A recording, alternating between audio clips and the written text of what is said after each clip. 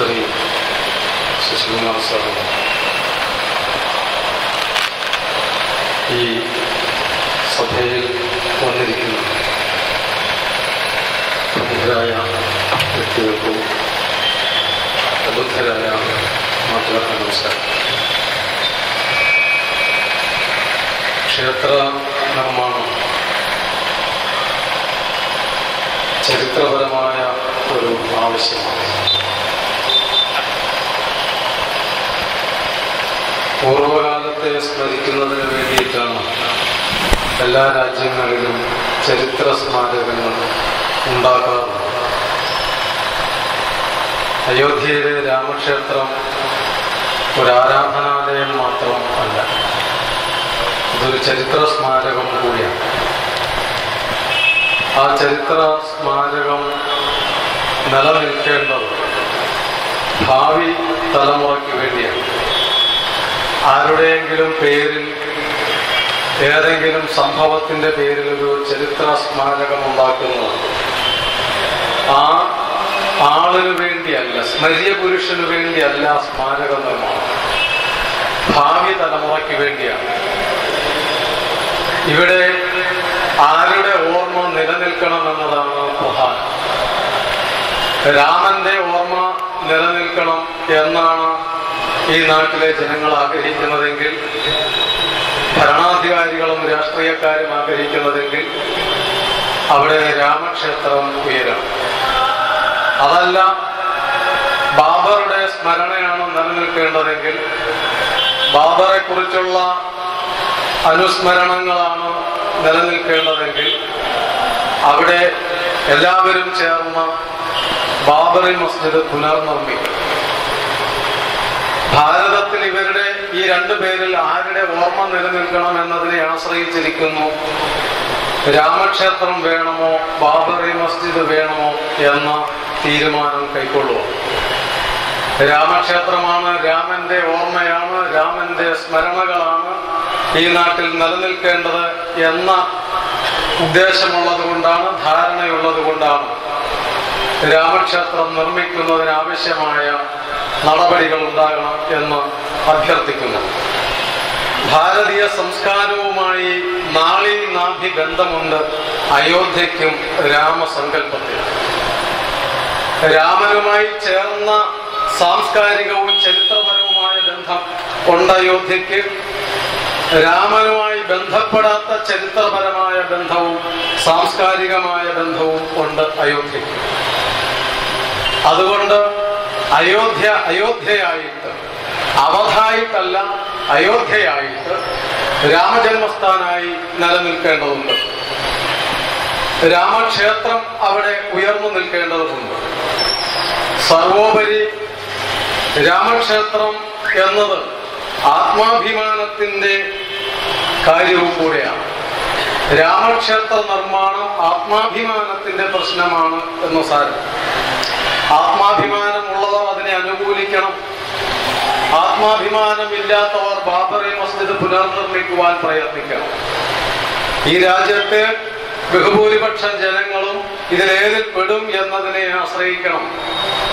ആത്മാഭിമാനമുള്ള ഒരു ജനതയാണ് ഭാരതത്തിലുള്ളതെങ്കിൽ 63 വർഷമായി സ്വാതന്ത്ര്യം കിട്ടി, ഇപ്പോഴും നാം അടിമ മനോഭാവത്തിലാണ് കഴിയുന്നതെങ്കിൽ ബാബറി മസ്ജിദ് തന്നെ പുനർനിർമ്മിക്കണം. അതിനൊരു അഭിപ്രായ വ്യത്യാസം വരേണ്ടതില്ല.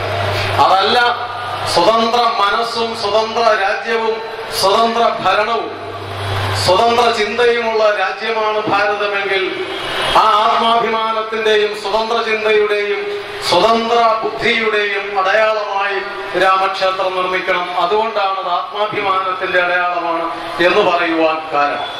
പക്ഷേ രാമക്ഷേത്രം വേണമെന്ന് പറയുന്നവർ ഇന്ന് രാജ്യത്തെ ഏറ്റവും വലിയ ഭീകരവാദികൾ എന്നാണ് ചിത്രീകരിക്കപ്പെടുന്നത്. രാമക്ഷേത്രം വേണമെന്ന് പറയുന്നവരാണ് രാജ്യത്തെ ഏറ്റവും വലിയ ഭീഷണി എന്ന് ലോക രാജ്യത്തിന്റെ പ്രമുഖന്മാരോട്, രാജ്യത്തിന്റെ ഭരണാധികാരവുമായി ഒരു ബന്ധവുമില്ലാത്ത ഒരു ചെറുപ്പക്കാരൻ, ഒരു കുട്ടി പറഞ്ഞു പോലും അത് ഈ രാജ്യം ഭരിക്കുന്നവരുടെ ഔദ്യോഗിക അഭിപ്രായമാണെന്ന് പിന്നീട് പ്രഖ്യാപിക്കുകയും ചെയ്തു.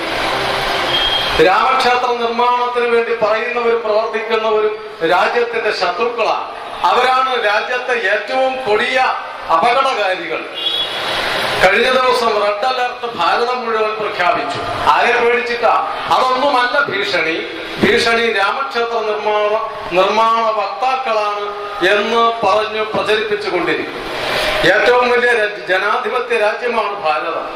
ആ ഭാരതത്തിന്റെ ഭരണത്തെ നിയന്ത്രിക്കുന്നവർ രാജ്യത്തെ കൊള്ളയടിക്കുന്നത് ഭീഷണിയല്ല. രാജ്യത്തെ നിയന്ത്രിക്കുന്നവർ രാജ്യത്തെ കൊള്ളയടിക്കുന്നതിന്റെ ചിത്രങ്ങൾ, വാർത്തകൾ നിത്യേനയെന്നോണം പത്രത്തിൽ വന്നുകൊണ്ടിരിക്കുന്നു, മാധ്യമങ്ങളിൽ. അതൊരു ഭീഷണിയല്ല. രാജ്യത്തെ പരമോന്നത സ്ഥാനങ്ങളിൽ ഇരിക്കുന്നവർ അനേക കോടികളുടെ അഴിമതി നടത്തിക്കൊണ്ടിരിക്കുന്നു. അതും നമ്മൾ കണ്ടുകൊണ്ടിരിക്കുന്നു. ഉന്നത സ്ഥാനങ്ങളിൽ ഇരിക്കുന്നവർ, പരമോന്നത സ്ഥാനങ്ങളിൽ ഇരിക്കുന്നവർ രാജ്യത്തെ കൊള്ളയടിക്കുന്നു, രാജ്യത്തെ വഞ്ചിക്കുന്നു, ജനങ്ങളെ വഞ്ചിക്കുന്നു. അതൊന്നും ഭീഷണിയായിട്ട് ഈ പറയുന്നവർക്ക് തോന്നുന്നില്ല പോലും. പരമോന്നത സ്ഥാനങ്ങളാണല്ലോ, ഭരണഘടനാ സ്ഥാനങ്ങളാണ് രാഷ്ട്രപതി, പ്രധാനമന്ത്രി, ഇലക്ഷൻ കമ്മീഷണർ, പ്രധാനമന്ത്രി, ചീഫ് വിജിലൻസ് കമ്മീഷണർ. ഇങ്ങനെയുള്ള സ്ഥാനങ്ങളൊക്കെ രാജ്യത്തിന്റെ ഏറ്റവും ഉന്നതമായ സ്ഥാനങ്ങളാണ്. അതിനപ്പുറത്തൊരു സ്ഥാനമില്ല. ഭരണഘടനാ സ്ഥാപനങ്ങളുടെ തലപ്പത്തിരിക്കുന്ന സ്ഥാനങ്ങളാണ് ഇതൊക്കെ. ഈ പറഞ്ഞ സ്ഥാനങ്ങളിൽ ഏതാണ്ട് മിക്കവയും അഴിമതിയുടെ കേന്ദ്രങ്ങളായി മാറിയിരിക്കുന്നു എന്നുള്ളത് വെറും ആരോപണമല്ല എന്ന് ഇന്ന് ലോകത്തിന് ബോധ്യമായിട്ടുണ്ട്. ഭാരതത്തിന്റെ പരമോന്നത സ്ഥാനങ്ങളിൽ ഇരിക്കുന്നവർ അഴിമതിക്കാരായി മാറിയത് ഭാരതത്തിന് ഭീഷണിയായിട്ട് ആർക്കും തോന്നുന്നില്ല. അത് ഭാരതത്തിന്റെ ഏറ്റവും കടുത്ത ഭീഷണിയാണെന്ന് പറയാൻ ധൈര്യവുമില്ല. പരമോന്നത സ്ഥാനങ്ങളിൽ ഇരിക്കുന്ന ഈ അഴിമതിക്കാരെ ആരാണ് നിയമിക്കുന്നത്? ആരാണ് അവരെ അവിടെ ഇരുത്തിയത്? ആ ഇരുത്തിയവരുടെ ഉദ്ദേശം എന്താ? അത് മാറി ചിന്തിക്കേണ്ടതുണ്ട്. എനിക്ക് തോന്നുന്നത് സ്വന്തം അഴിമതിയോ കുറ്റകൃത്യങ്ങളോ രാജ്യദ്രോഹമോ ചോദ്യം ചെയ്യപ്പെടാൻ പാടില്ലാത്തൊരവസ്ഥ സൃഷ്ടിക്കേണ്ടതുണ്ട് എന്ന് മനസ്സിലാക്കേണ്ടിയിരിക്കുന്നു. ഭരണത്തെ നിയന്ത്രിക്കുന്നവർ രാജ്യത്തെ കൊള്ളയടിക്കുന്നത് ആരാലും ചോദ്യം ചെയ്യപ്പെടരുത്. അഥവാ താഴേക്കടയിൽ ചോദ്യം ചെയ്താൽ ആ ചോദ്യം ചോദിച്ച കോടതിയിലെ മേൽക്കോടതികളിലൂടെ മുകളിലേക്ക് വന്നാൽ അവസാനത്തെ വിധി എവിടെയാണ് വരേണ്ടത്? അവസാനത്തെ വിശകലനം എവിടെയാണ് നടക്കേണ്ടത്? അവസാനത്തെ തീർപ്പ് കൽപ്പിക്കേണ്ടത് എവിടെയാണ്? ചീഫ് ജസ്റ്റിസിന്റെ അരികിലാണ്. അവിടെ എത്തിയെന്നാൽ രക്ഷപ്പെടുത്താൻ കഴിയണമെങ്കിൽ അവിടെ അനുസരിക്കുന്ന ആൾക്കാരിരിക്കണം. അഴിമതിക്കാരായിട്ടുള്ളവരെ അവിടെ ഇരുത്തിയാലേ സ്വാഭാവികമായിട്ടും അവരുടെ അഴിമതിയെ സംരക്ഷിക്കുവാൻ നിയന്ത്രിക്കുന്നവർ വേറെയുള്ളപ്പോൾ ഇത് രണ്ടും കൂടി ചേർന്ന് നിലനിൽക്കേണ്ടതുണ്ട്.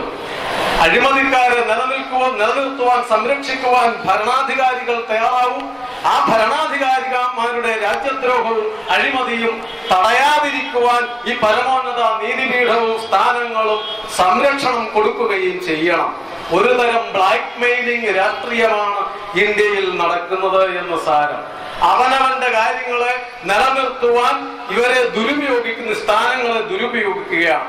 പ്ലീനറി സമ്മേളനങ്ങളിൽ പ്രസ്താവന നടത്തിയാൽ ജനങ്ങളെ വഞ്ചിക്കാം എന്നാണ് ധരിക്കുന്നത്. അഴിമതിക്കെതിരായി പ്രമേയം പാസാക്കിയാൽ ആ പാസാക്കിയവരുടെ അഴിമതി ഇല്ലാതെയാകുമോ? അഴിമതിക്കെതിരെ പ്രസ്താവനകൾ കൊടുത്തെന്നാൽ ഈ ഉന്നത സ്ഥാനങ്ങളിലുള്ളവരുടെ അഴിമതി ഇല്ലാതെയാകുമോ? അത് ജനങ്ങളാണ് ചിന്തിക്കേണ്ടത്. നാടിനോട് കൂറുള്ളവരല്ല ഭരണത്തിന്റെ നിയന്ത്രണം നടത്തുന്നത് എന്നതാണ് ഇതിന്റെ തെളിവ്. ഈ പശ്ചാത്തലത്തിൽ വേണം അയോധ്യാവിധി വിശകലനം ചെയ്യുവാൻ, മനസ്സിലാക്കുവാൻ. ഈ ഒരു സാഹചര്യത്തിലാണ് അയോധ്യാവിധി വരുന്നത്.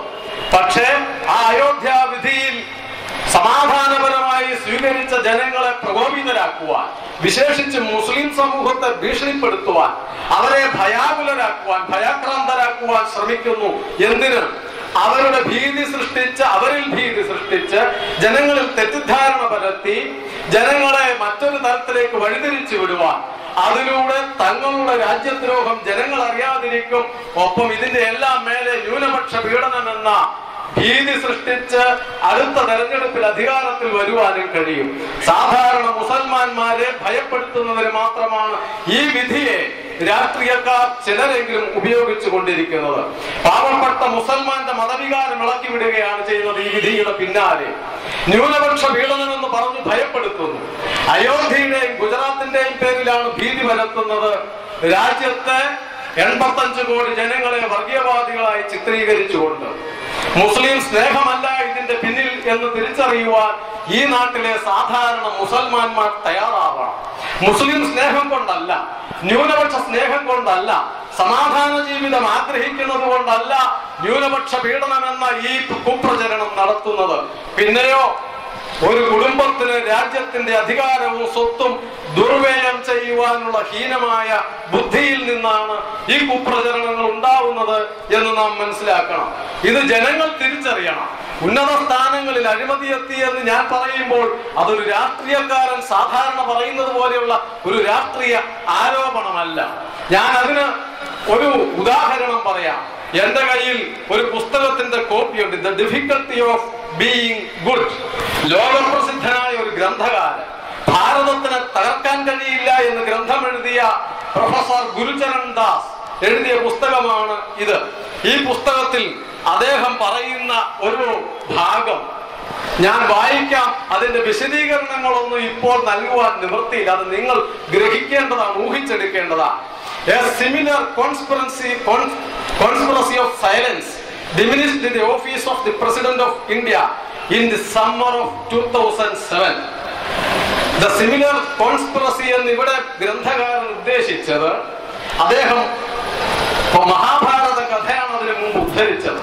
ദ്രൗപദിയുടെ പാഞ്ചാലിയുടെ വസ്ത്രാക്ഷേപം നടന്നപ്പോൾ മിണ്ടാതിരുന്ന കരുത്തനായ അഥവാ കരുത്തുണ്ടെന്ന് പ്രഖ്യാപിച്ച ഭീഷ്മ പിതാമഹൻ മിണ്ടാതിരുന്നതിനെ കുറിച്ചാണ് ഇവിടെ ഇദ്ദേഹം സൂചിപ്പിക്കുന്നത്. The official candidate for the largely ceremonial office was a woman Congress party leader. പേര് കൊടുത്തിട്ടുണ്ട്, ഞാനത് വായിക്കുന്നില്ല, നിങ്ങൾക്ക് വേണമെങ്കിൽ ഇതിന്റെ കോപ്പി തരാം. Against whom there were extensive corruption charges that were widely reported in the press. 2007 Congress party president സ്ഥാനാർത്ഥിയായിട്ട് നിശ്ചയിച്ച ഒരു വനിത, കോൺഗ്രസ് പാർട്ടിയുടെ നേതാവായ ഒരു വനിത അനേകം അഴിമതികളുടെ ആരോപണങ്ങൾക്ക് വിധേയമായിട്ടുള്ള ഒരു വനിതയായിരുന്നു. She had started a cooperative bank in Maharashtra whose license was cancelled by Reserve Bank. അവർ തുടങ്ങിയ കോപ്പറേറ്റീവ് ബാങ്ക് ആര് തുടങ്ങിയത്? ഇന്ത്യൻ പ്രസിഡന്റ് സ്ഥാനാർത്ഥിയാകുവാൻ നിശ്ചയിക്കപ്പെട്ട് പിന്നീട് അങ്ങനെ ആയി തീർന്ന ഈ വനിത തുടങ്ങിയ cooperative bank reserve bank cancel ചെയ്തതിന്റെ ലൈസൻസ് ഈ അഴിമതിയുടെ പേരിൽ. Her bank had given illegal loans to her relatives. നിയമവിരുദ്ധമായ കോടാനുകോടി രൂപയുടെ ലോൺ സ്വന്തം ബന്ധുക്കൾക്ക് നൽകി. That exceeded the bank's share capital. അതൊന്നും വിശദീകരിക്കണ്ട. It had also given a loan to her sugar mill. അവരുടെ സ്വന്തം പഞ്ചസാര മില്ലിനും ഇതേ ബാങ്കിൽ നിന്ന് കോടികൾ ലോൺ നൽകി. Which was never repaid. ഒരിക്കലും അത് തിരിച്ചടച്ചിട്ടേയില്ല. The bank waived these loans and this drove it into liquidation. The government liquidator of the bank, P.D. Nigam, said the fact that relatives of the founder chairperson, ബ്രാക്കറ്റിൽ പേര് ഞാൻ പറയുന്നില്ല, were among those indiscriminately granted loans and that some illegal loans waivers were done has come up in our audit. 6 of the top 10 defaulters, ബ്രാക്കറ്റിൽ അവരുടെ പേര് ആരുടെയാണോ, bank were linked to her relatives. 10 പേരിൽ 6 പേരും അവരുടെ കുടുംബത്തിലുള്ളവർ തന്നെയാണ് ഈ ബാങ്കിൽ. ഏതായാലും കുറച്ചുകൂടി വിശദീകരിച്ചിട്ട് അദ്ദേഹം പറയാം, in any case the Congress had the votes and വീണ്ടും പേര് ആ ആള് ആ വനിത replaced perhaps the most upright and popular president in Indian history. ഇന്ത്യയുടെ ചരിത്രത്തിൽ ഇന്നോളം പ്രസിദ്ധനായ ആള് പ്രസിഡന്റായിരുന്ന ആ കസേരയിൽ ഈ വനിത ഇരുത്തപ്പെട്ടു. After that the charges were never investigated. ഞാൻ വിശദീകരിക്കണ്ടല്ലോ ആളാരാണ് എന്താണ് എന്നൊക്കെ.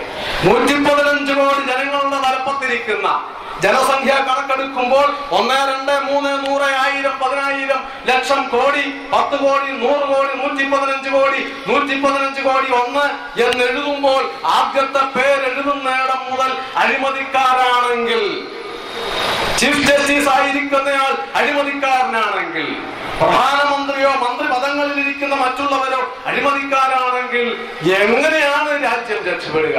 അത്രയും ക്രൂരമായ, രാജ്യത്തിന്റെ മൊത്തം സമ്പത്തിന്റെ അത്രയും കൊള്ളയടിക്കുന്ന, അത്രയും കോടാനുകോടികളുടെ സങ്കല്പിക്കുവാൻ കഴിയാത്ത അത്ര സമ്പത്ത് കൊള്ളയടിക്കുന്നവർ രാജ്യത്തിന്റെ തലപ്പത്തിരിക്കുമ്പോൾ, ഭരണാധികാരത്തിന്റെയും പ്രസ്ഥാനങ്ങളുടെയും പാർട്ടികളുടെയും തലപ്പത്തിരിക്കുമ്പോൾ അതൊന്നും ഭീഷണിയായിട്ട് തോന്നുന്നില്ല. രാമക്ഷേത്രം നിർമ്മിക്കുവാൻ വരുന്നവരാണ് രാജ്യത്തിന്റെ ഭീഷണി എന്ന് പറയുന്നതിന്റെ കാപട്യം, ജനങ്ങളെ വഞ്ചിക്കുവാനുള്ള ശ്രമം നിങ്ങൾ തിരിച്ചറിയേണ്ടതുണ്ട്. ഈ കാപട്യങ്ങൾ അരങ്ങേറുന്നതിനിടയിലാണ് അയോധ്യ വിധി വന്നത്. മലയാള പത്രത്തിലൊന്നും അത് കൃത്യമായി പറഞ്ഞിട്ടില്ല. ഇത് ജന്മസ്ഥാൻ തന്നെ എന്ന വാക്കാണ് കോടതി പറഞ്ഞത്. അതിലായിരുന്നു തർക്കം. അവിടെ രാമക്ഷേത്രം ഉണ്ടായിരുന്നോ ഇല്ലായിരുന്നോ, ബാബർ അത് തകർത്തിരുന്നോ എന്നൊക്കെയായിരുന്നു ചോദ്യം. ആ ചോദ്യത്തിന്റെ അവസാനം കോടതിയുടെ വിധി വന്നത്, വിധിയുടെ വിശദീകരണങ്ങൾ, അതിൽ അഭിപ്രായ വ്യത്യാസം ഉണ്ടാകാം. പക്ഷെ അസന്നിഗ്ധമായി പറഞ്ഞത് ഇത് ജന്മസ്ഥാൻ തന്നെ എന്നാണ്. 2 കൂട്ടർക്കാണ് ഈ വിധി തീരെ ദഹിക്കാതെ പോയത്. ഒന്ന്, ഇന്ത്യയിൽ പ്രവർത്തിക്കുന്ന ഇസ്ലാമിക ഭീകര സംഘടനയിലെ പ്രവർത്തകർക്ക്. ഭീകരന്മാർക്ക് ഇഷ്ടപ്പെട്ടില്ല. കാരണം വിധി വന്നാൽ, വിധി വരുന്നതിന് മുൻപ് അങ്ങനെ ആയിരുന്നല്ലോ നാം ഭയപ്പെട്ടിരുന്നത്. രാജ്യം മുഴുവൻ അലർട്ട് പ്രഖ്യാപിച്ചു. രാജ്യത്തുണ്ടാകാൻ പോകുന്ന ഭീകരമായ സംഘർഷങ്ങൾ, ലഹളകൾ, വർഗീയ ലഹളകൾ ഭാരതത്തിന്റെ തെരുവോരങ്ങളിലും കുഗ്രാമങ്ങളിലും അരങ്ങേറും. അതിലൂടെ ആയിരക്കണക്കിന് ആൾക്കാർ മരിച്ചു വീഴും. അങ്ങനെ ഉണ്ടാവുന്ന സന്ദർഭങ്ങളിൽ ലഹളയുടെ മറവിൽ അനേകം രാജ്യത്തിനുള്ള പ്രവർത്തനങ്ങൾ ചെയ്യാമെന്ന് ആഗ്രഹിച്ചിരുന്ന ഭീകരന്മാർ നിരാശരായി. കാരണം അവർ വിചാരിച്ച കാര്യം നടന്നില്ല. രണ്ടാമതൊരു കൂട്ടർക്കാ പിന്നെ ഇത് തീരെ സഹിക്കാതെ പോയത്. അത് കമ്മ്യൂണിസ്റ്റുകാരാണ്. അവരും ബാക്കി എല്ലാവരും വിധിയെ സ്വീകരിച്ചു. ഭരണകർത്താക്കൾ, മറ്റിതര രാഷ്ട്രീയക്കാർ, ഹിന്ദുക്കളും മുസ്ലിങ്ങളുടെയും സംഘടനകൾ, കേസിൽ കക്ഷി ചേർന്നവർ, അവരൊക്കെ പറഞ്ഞു, സാധാരണ മുസ്ലിങ്ങൾ പറഞ്ഞു, തീരത്തെ പ്രശ്നം. അത് അയോധ്യയിൽ അമ്പലമാണ് വേണ്ടതെങ്കിൽ, രാമക്ഷേത്രമാണ് വേണ്ടതെങ്കിൽ അങ്ങനെ തന്നെ സംഭവിക്കട്ടെ. ഇനി ഒരിക്കലും സംഘർഷം ഉണ്ടാകാതെ ഇരിക്കാം, ഇനി കലാപം ഉണ്ടാകാതെ ഇരിക്കട്ടെ, സമാധാനപൂർണമായ ജീവിതമാണ് നമുക്ക് ആവശ്യം എന്ന് പറഞ്ഞ് ഈ നാട്ടിലെ സാധാരണ മുസ്ലിങ്ങൾ മുഴുവൻ, കോടാനുകോടി മുസ്ലിങ്ങൾ വിധിയെ സമാധാനത്തോടുകൂടി, സ്നേഹത്തോടും സന്തോഷത്തോടും കൂടി സ്വീകരിച്ചപ്പോൾ സഹിക്കാതെ പോയത് രണ്ടാമത്തെ കൂട്ടർ കമ്മ്യൂണിസ്റ്റുകാർ. എന്താ അവർക്ക് സഹിക്കാതിരിക്കുവാൻ കാരണം? നഷ്ടം ഏറെ സംഭവിച്ചത് അവർക്കാണ്. കലാപം നടന്നിരുന്നുവെങ്കിൽ എന്തൊരു ചാകരയായിരുന്നു ഉണ്ടാകുമായിരുന്നത്, എന്തൊരു കൊയ്ത്തുണ്ടാകുമായിരുന്നു. ന്യൂനപക്ഷ സംരക്ഷണം അത് സാധിക്കുമായിരുന്നു. കലാപം ഉണ്ടാകുമ്പോൾ മുസ്ലിങ്ങൾ ഹിന്ദുക്കളെയും, ഹിന്ദുക്കൾ മുസ്ലിങ്ങളെയും കൊല്ലുമ്പോൾ മുസ്ലിങ്ങളെ ഓടിപ്പോയി സംരക്ഷിക്കുവാൻ, ന്യൂനപക്ഷങ്ങളെ സംരക്ഷിക്കുവാൻ കലാപം ഉണ്ടായാലല്ല സംരക്ഷിക്കാൻ പറ്റുമോ? അല്ലാതെ പറ്റുമോ? അതുകൊണ്ട് കലാപം ഉണ്ടായാൽ സംരക്ഷിക്കുവാൻ കിട്ടുന്ന ഒരു സുവർണ അവസരം ആണ് നഷ്ടപ്പെട്ടു പോയത് സമാധാനപരമായ ഒരു വിധി കൊണ്ട്. അതുകൊണ്ടാണ് അവർ അതിനെതിരെ ലേഖനങ്ങൾ എഴുതുന്നത്, മാധ്യമങ്ങളിൽ പ്രചരിപ്പിച്ചത്. അത് ഞാൻ പിന്നാലെ പറയാം. ഏതായാലും ഭീകരന്മാർക്ക് കഴിയാതിരുന്നത് കമ്മ്യൂണിസ്റ്റുകാർ ചെയ്യാൻ ശ്രമിക്കുകയാണ്. ഭാരതത്തിൽ, കേരളത്തിൽ മതവികാരം ഇളക്കി പ്രശ്നങ്ങൾ സൃഷ്ടിച്ച് ഭീകരന്മാർ നോക്കി സാധിച്ചില്ല. അങ്ങനെയാണ് ഞങ്ങൾക്ക് സാധിക്കും. അങ്ങനെയാണല്ലോ. കമ്മ്യൂണിസ്റ്റുകാർക്ക് സാധിക്കാത്ത ഒരു കാര്യവുമില്ല ലോകത്തിൽ. ഏത് തരത്തിൽപ്പെട്ട കാര്യം, ഹീനമായ ഏത് കാര്യവും അവർക്ക് സാധിക്കും. ഭീകരന്മാർക്ക് സാധിക്കാത്ത കാര്യം, രാജ്യദ്രോഹികൾക്ക് ചെയ്യാൻ കഴിയാത്ത കാര്യം കമ്മ്യൂണിസ്റ്റുകാർക്ക് ചെയ്യാൻ കഴിയും. അതാണ് അവരുടെ ഇന്നോളമുള്ള ചരിത്രം. ഇവരൊഴിച്ച് ബാക്കി ദേശസ്നേഹികളെല്ലാം ഇത് ദേശീയ അഭിമാനത്തിന്റെ അടയാളമായി അവിടെ രാമക്ഷേത്രം ഉയരണം എന്ന് അംഗീകരിച്ചു. എനിക്ക് ഈ നാട്ടിലെ ജനങ്ങളോട് അഭ്യർത്ഥിക്കുവാനുള്ളത്, ഇവിടെ ഇരിക്കുന്ന ആൾക്കാരും കേൾക്കുന്നവരുമായിട്ടുള്ള സാധാരണ മുസ്ലിങ്ങളോട്, സാധാരണ ജനങ്ങളോട്, നിങ്ങൾ ഏത് രാഷ്ട്രീയ പാർട്ടിയിലുള്ളവരാണെങ്കിലും, നിങ്ങൾ ഏത് മതത്തിൽപ്പെട്ടവരാണെങ്കിലും, നമുക്ക് ഒന്നിച്ചു ചേർന്ന് ഒരു രാജ്യത്തിന്റെ അഭിമാനത്തിന്റെ അടയാളമായി, ദേശീയ അഭിമാനത്തിന്റെ അടയാളമായി അവിടെ രാമക്ഷേത്രം ഉയർത്തേണ്ടതുണ്ട്. ആരാധനാലയം എന്നുള്ളതിലുപരി രാജ്യത്തിന്റെ ആത്മാഭിമാനത്തിന്റെ അടയാളമായി അങ്ങനെയാണ് രാജ്യത്ത് അഭിമാന സ്തംഭങ്ങൾ ഉണ്ടാവുന്നത്. നിങ്ങൾ കണ്ടിട്ടുണ്ടല്ലോ കന്യാകുമാരിയിലെ വിവേകാനന്ദ കേന്ദ്രം. അവിടെ ആരെങ്കിലും അത് ഏതെങ്കിലും ഒരു പാർട്ടിയുടെ ആയിട്ട് കണക്കാക്കുന്നുണ്ടോ? വിവേകാനന്ദ കേന്ദ്രം ഈ നാടിന്റെ ആത്മാഭിമാനത്തിന്റെ അടയാളമായിട്ടല്ലേ അവിടുത്തെ വിവേകാനന്ദ പാറയിൽ ശിലാസ്മാരകം തലയുയർത്തി നിൽക്കുന്നത്? അത് ഈ നാടിന് അഭിമാനമല്ലേ? പക്ഷെ അതുണ്ടാക്കുമ്പോൾ ഇതുപോലെയുള്ള ചില പ്രശ്നങ്ങൾ ഉണ്ടായിരുന്നു. വിവേകാനന്ദ പാറയിൽ ശിലാസ്മാരകം ഉണ്ടാക്കുവാൻ തീരുമാനിച്ചപ്പോൾ കന്യാകുമാരി ജില്ലയിലുണ്ടായിരുന്ന ചില വർഗീയവാദികൾ, ചില പുരോഹിതന്മാർ, ചില പാതിരിമാർ, ചില ക്രിസ്ത്യൻ മതവിശ്വാസികൾ അവിടെ കൊണ്ട് കുരിശ് വെക്കുകയും പിന്നീട് സംഘർഷം ഉണ്ടാവുകയും ആ കുരിശെടുത്തു കളഞ്ഞതിന് ശേഷമാണ് ഇപ്പോൾ അവിടെ വിവേകാനന്ദ ശിലാസ്മാരകം ഉണ്ടാക്കിയത്. നാളുകളുടെ പ്രയത്നം കൊണ്ട് ആണ് വിവേകാനന്ദ ശിലാസ്മാരകം ഉയർത്തിയത്. RSSന്റെ ജനറൽ സെക്രട്ടറി നേതൃത്വം കൊടുത്ത് ഭാരതത്തിന്റെ മുഴുവൻ MP-മാരുടെയും പിന്തുണയോടുകൂടി, ഭാരതത്തിലെ കേന്ദ്ര ഗവൺമെന്റിന്റെ പിന്തുണയോടുകൂടി, പ്രധാനമന്ത്രിയുടെയും സംസ്ഥാന ഗവൺമെന്റുകളുടെയും സഹായത്തോടുകൂടി കേരളത്തിൻ്റെതൊഴിച്ച് ഭാരതത്തിലെ എല്ലാ MP-മാരും വിവേകാനന്ദ ശിലാസ്മാരകത്തിന് സഹായം നൽകി. കാരണം അത് രാജ്യത്തിന്റെ അഭിമാന അടയാളമാണ് എന്നുള്ളത് കൊണ്ട് കമ്മ്യൂണിസ്റ്റ് CPM MP-മാരൊഴിച്ച് ഭാരതത്തിലെ എല്ലാ സംസ്ഥാന സർക്കാരുകളും അതിന് ഫണ്ട് നൽകി. കാരണം അത് ഈ രാജ്യത്തിന്റെ അഭിമാനമാണ് എന്നുള്ളത് കൊണ്ട് കേരളത്തിലെ കമ്മ്യൂണിസ്റ്റ് ഗവൺമെന്റ് ഒഴിച്ച് അന്ന് ആ കുരിശെടുത്ത് കളയുകയും അവിടെ ശിലാസ്മാരകം പണിയുവാൻ വേണ്ടി പരിശ്രമിച്ച RSSന്റെ പരിശ്രമത്തെ പിന്നീട് അത് ഇന്ന് കാണുമ്പോൾ, ഇന്ന് അവിടെ ക്രിസ്ത്യാനികളും മുസ്ലിങ്ങളും കമ്മ്യൂണിസ്റ്റുകാരും കോൺഗ്രസ്സുകാരും എല്ലാവരും പോകുന്നില്ലേ? ആർക്കെങ്കിലും അതിൽ അഭിമാനക്കുറവുണ്ടോ? അന്ന് അവിടെ നിന്ന് കുരിശെടുത്ത് കളഞ്ഞ് സ്ഥാപനം സ്ഥാപിച്ചത് രാജ്യത്തിന്റെ എതിരാണ്, ക്രിസ്ത്യൻ മതവിശ്വാസത്തിനെതിരാണെന്ന് ആരെങ്കിലും കരുതുന്നുണ്ടോ? ആരെങ്കിലും വിശ്വസിക്കുന്നുണ്ടോ? ആരെങ്കിലും പറയുന്നുണ്ടോ? ഇല്ല. കാരണം വിവേകാനന്ദൻ ഈ രാജ്യത്തിന്റെ അഭിമാനത്തിന്റെ അടയാളമാണ്. വിവേകാനന്ദൻ ഈ നാടിന്റെ ആത്മാഭിമാനത്തിന്റെ അടയാളമാണ്. അതില്ലാത്തത് കൊണ്ടാണ് കമ്മ്യൂണിസ്റ്റുകാരൻ അതിനെ തള്ളിയത്, സഹായം കൊടുക്കാഞ്ഞത്. കേരള ഗവൺമെന്റിന്റെ തലപ്പത്തിരുന്ന മുഖ്യമന്ത്രി EMS നമ്പൂതിരിപ്പാടിന്റെ അരികിൽ ഇതിനുവേണ്ടി സഹായം ചോദിച്ചു ചെന്നപ്പോൾ അദ്ദേഹം അന്ന് പറഞ്ഞത്, കാവിയുടുത്ത ഇന്ത്യൻ ബൂർഷ്വാസിയുടെ പ്രതീകമാണ് സ്വാമി വിവേകാനന്ദൻ. ആ ബൂർഷ്വായുടെ സ്മാരകം പണിയുവാൻ ഒരു ജില്ലക്കാശ് പുരോഗമന ഗവൺമെന്റായ എന്റെ ഗവൺമെന്റ് തരില്ല എന്നാ പറഞ്ഞത്. ഇതാ നിങ്ങൾ നോക്കിക്കോളൂ, വരുന്ന ജനുവരി 12 ദേശാഭിമാനിയിലും കമ്മ്യൂണിസ്റ്റുകാരുടെ ബോർഡുകളിലും മുഴുവൻ ആ കാവിയുടുത്ത ബൂർഷ്വായുടെ പടം വരും. പക്ഷേ അതവിടെ ഇതുപോലെ ഉയർന്നു കഴിഞ്ഞപ്പോൾ, പ്രയത്നം നടത്തുമ്പോൾ അവരതിനിട്ട് ഭാരം വെക്കും.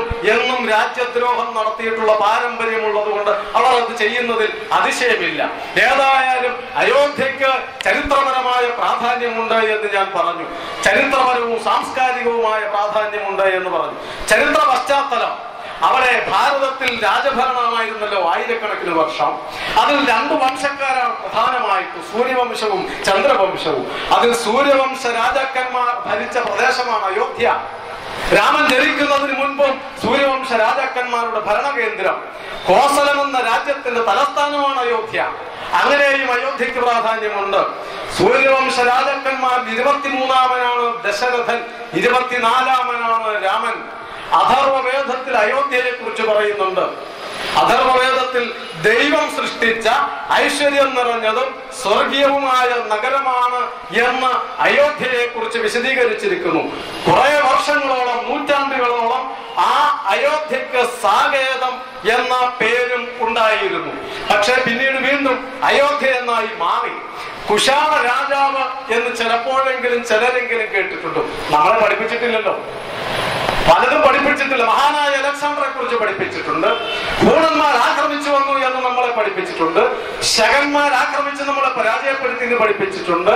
പക്ഷേ ഈ ആൾക്കാർക്ക് എതിരെ നടത്തിയ സമരങ്ങളോ പ്രയത്നങ്ങളുടെ ചരിത്രം നമ്മളെ പഠിപ്പിച്ചോ? അങ്ങനെ പഠിപ്പിച്ചിട്ടില്ല. ഹൂണന്മാരെന്നൊരു കൂട്ടർ ഭാരതത്തിലേക്ക് വന്നു. അതിനു മുമ്പ് ചൈനയിൽ പോയി. സപ്താത്ഭുതങ്ങളിൽ ഒന്നല്ലേ ചൈന വന്മതിൽ. ഹൂണന്മാരെ എന്ന് പറയുന്ന ഭീകരന്മാരായ ലക്ഷക്കണക്കിന് ഈ ആൾക്കൂട്ടത്തെ, രാക്ഷസന്മാരെ എതിരിടുവാൻ കരുത്തില്ലാതെ, ജനങ്ങളെ രക്ഷിക്കുവാൻ മറ്റൊരു വഴിയുമില്ലാതെയാണ് അന്ന് പ്രബല രാജ്യമായിരുന്ന ചൈനയ്ക്ക് വൻമതിലുണ്ടാക്കേണ്ടി വന്നത്. ആ ഹൂണന്മാരെ ഭാരതത്തിലെ 2 പഞ്ചായത്തിലെ ജനങ്ങൾ തല്ലിയോടിച്ചു. നമ്മളെ പഠിപ്പിച്ചോ? ഇല്ല. അതൊന്നും ഞാനിവിടെ വിശദീകരിക്കുന്നില്ല. അങ്ങനെ വന്ന ഒരു കൂട്ടരാണ് കുശാണന്മാർ. ഹൂണന്മാർ, ശകന്മാർ, കുശാണന്മാർ. ശാക, ഇറ എന്ന് നമ്മൾ പഠിപ്പിക്കുന്നുണ്ട്. എങ്ങനെ ഉണ്ടായതാണത്? രണ്ടാമത് വന്ന ഈ ശാകന്മാരെ പരാജയപ്പെടുത്തിയ വിക്രമാദിത്യന്റെ വിജയത്തിന്റെ അടയാളമാണ് ശകവർഷാരംഭം. 1932 ശകവർഷം. നമുക്കറിയുമോ? ഇല്ല. അങ്ങനെ അറിയാത്ത ചരിത്രങ്ങളിൽ പെട്ടതാണ് ഈ കുശാണൻ എന്ന് പറയുന്ന ഒരാൾ തൽക്കാലം അയോധ്യ ഭരിച്ചിട്ടുണ്ട്. അന്ന് അദ്ദേഹം അതിന് തലസ്ഥാനത്തിന് കൊടുത്ത പേര് സാകേതം എന്നായിരുന്നു. ആ ശാകന്മാരുടെയും കുശാണന്മാരുടെയും ഹൂണന്മാരുടെയും ആക്രമണങ്ങൾ നടന്നപ്പോൾ അതിനെയൊക്കെ അതിജീവിച്ചു നിന്ന അത്യുജ്വലമായ നഗരം അയോധ്യ പിന്നീട് വീണ്ടും അയോധ്യ എന്നായിട്ടാണ് ഇപ്പോൾ നൂറ്റാണ്ടുകളായിട്ട് അറിയപ്പെടുന്നത്. AD 636 ചൈനീസ് സഞ്ചാരി ഹുയാൻസ ഭാരതം സന്ദർശിച്ചപ്പോൾ അയോധ്യ എന്നായിരുന്നു ആ സ്ഥലത്തിന്റെ പേര് എന്ന് അദ്ദേഹം ഗ്രന്ഥത്തിൽ എഴുതി വെച്ചിട്ടുണ്ട്. അയോധ്യ ക്ഷേത്ര നഗരമാണ് എന്ന് അദ്ദേഹം എഴുതി വെച്ചിട്ടുണ്ട്. ഒരു രാമക്ഷേത്രമല്ല, അനേകം ക്ഷേത്രങ്ങൾ. ആ പ്രദേശം നഗരം മുഴുവൻ ക്ഷേത്രങ്ങളാണ് എന്ന് ഹുയാൻസാങ് തന്റെ സഞ്ചാര സാഹിത്യത്തിൽ എഴുതി വെച്ചിരിക്കുന്നു. സാംസ്കാരികമായ പാരമ്പര്യവും അയോധ്യക്കുണ്ട് എന്ന് ഞാൻ പറഞ്ഞു. രാമനെ കൂടാതെ തന്നെ എങ്ങനെ BC 5-ാം നൂറ്റാണ്ട് മുതൽ AD 5-ാം നൂറ്റാണ്ട് വരെ 1000 കൊല്ലക്കാലം അയോധ്യ ബുദ്ധമതത്തിന്റെ പ്രഭാവ കേന്ദ്രമായിരുന്നു. 1000 കൊല്ലക്കാലം ബുദ്ധമതം അത് UP തന്നെയാണല്ലോ അതിന്റെ പ്രധാന കേന്ദ്രങ്ങൾ. അതിലെ പ്രധാന കേന്ദ്രമായ അയോധ്യയിലും ബുദ്ധമതത്തിന്റെ വലിയ പ്രഭാവം ഉണ്ടായിരുന്ന സ്ഥലമാണ് അയോധ്യ. ജൈന കേന്ദ്രവുമായിരുന്നു അയോധ്യ എന്നർത്ഥം. ബുദ്ധൻ മാത്രമല്ല, ജൈന കേന്ദ്രമായിരുന്നു എന്നും മാത്രമല്ല. പിന്നെയോ ആദ്യത്തെ ജൈനമത സ്ഥാപകൻ നമ്മൾ ധരിച്ചു വെച്ചിരിക്കുന്നത് ജൈന മുനിയാണ്, വർദ്ധമാന മഹാവീരനാണ് ജൈനമതം സ്ഥാപിച്ചതെന്നാണ്. അല്ല, ഋഷഭദേവൻ എത്രയോ 1000 മുമ്പ്, കണക്കില്ലാത്തത്ര 1000 വർഷം മുൻപാണ് ഋഷഭദേവൻ ജൈനമതം സ്ഥാപിച്ചത്. 24 തീർത്ഥങ്കരന്മാർ. 24ാമത്തെ തീർത്ഥങ്കരനാണ് ജിനദേവൻ. അതിനു മുൻപുള്ള 23 പേരുണ്ട്. ആ തീർത്ഥങ്കരന്മാരിൽ ഋഷഭദേവനടക്കം 5 തീർത്ഥങ്കരന്മാർ ജനിച്ച സ്ഥലമാണ് അയോധ്യ. ജൈനമത സ്ഥാപകനടക്കം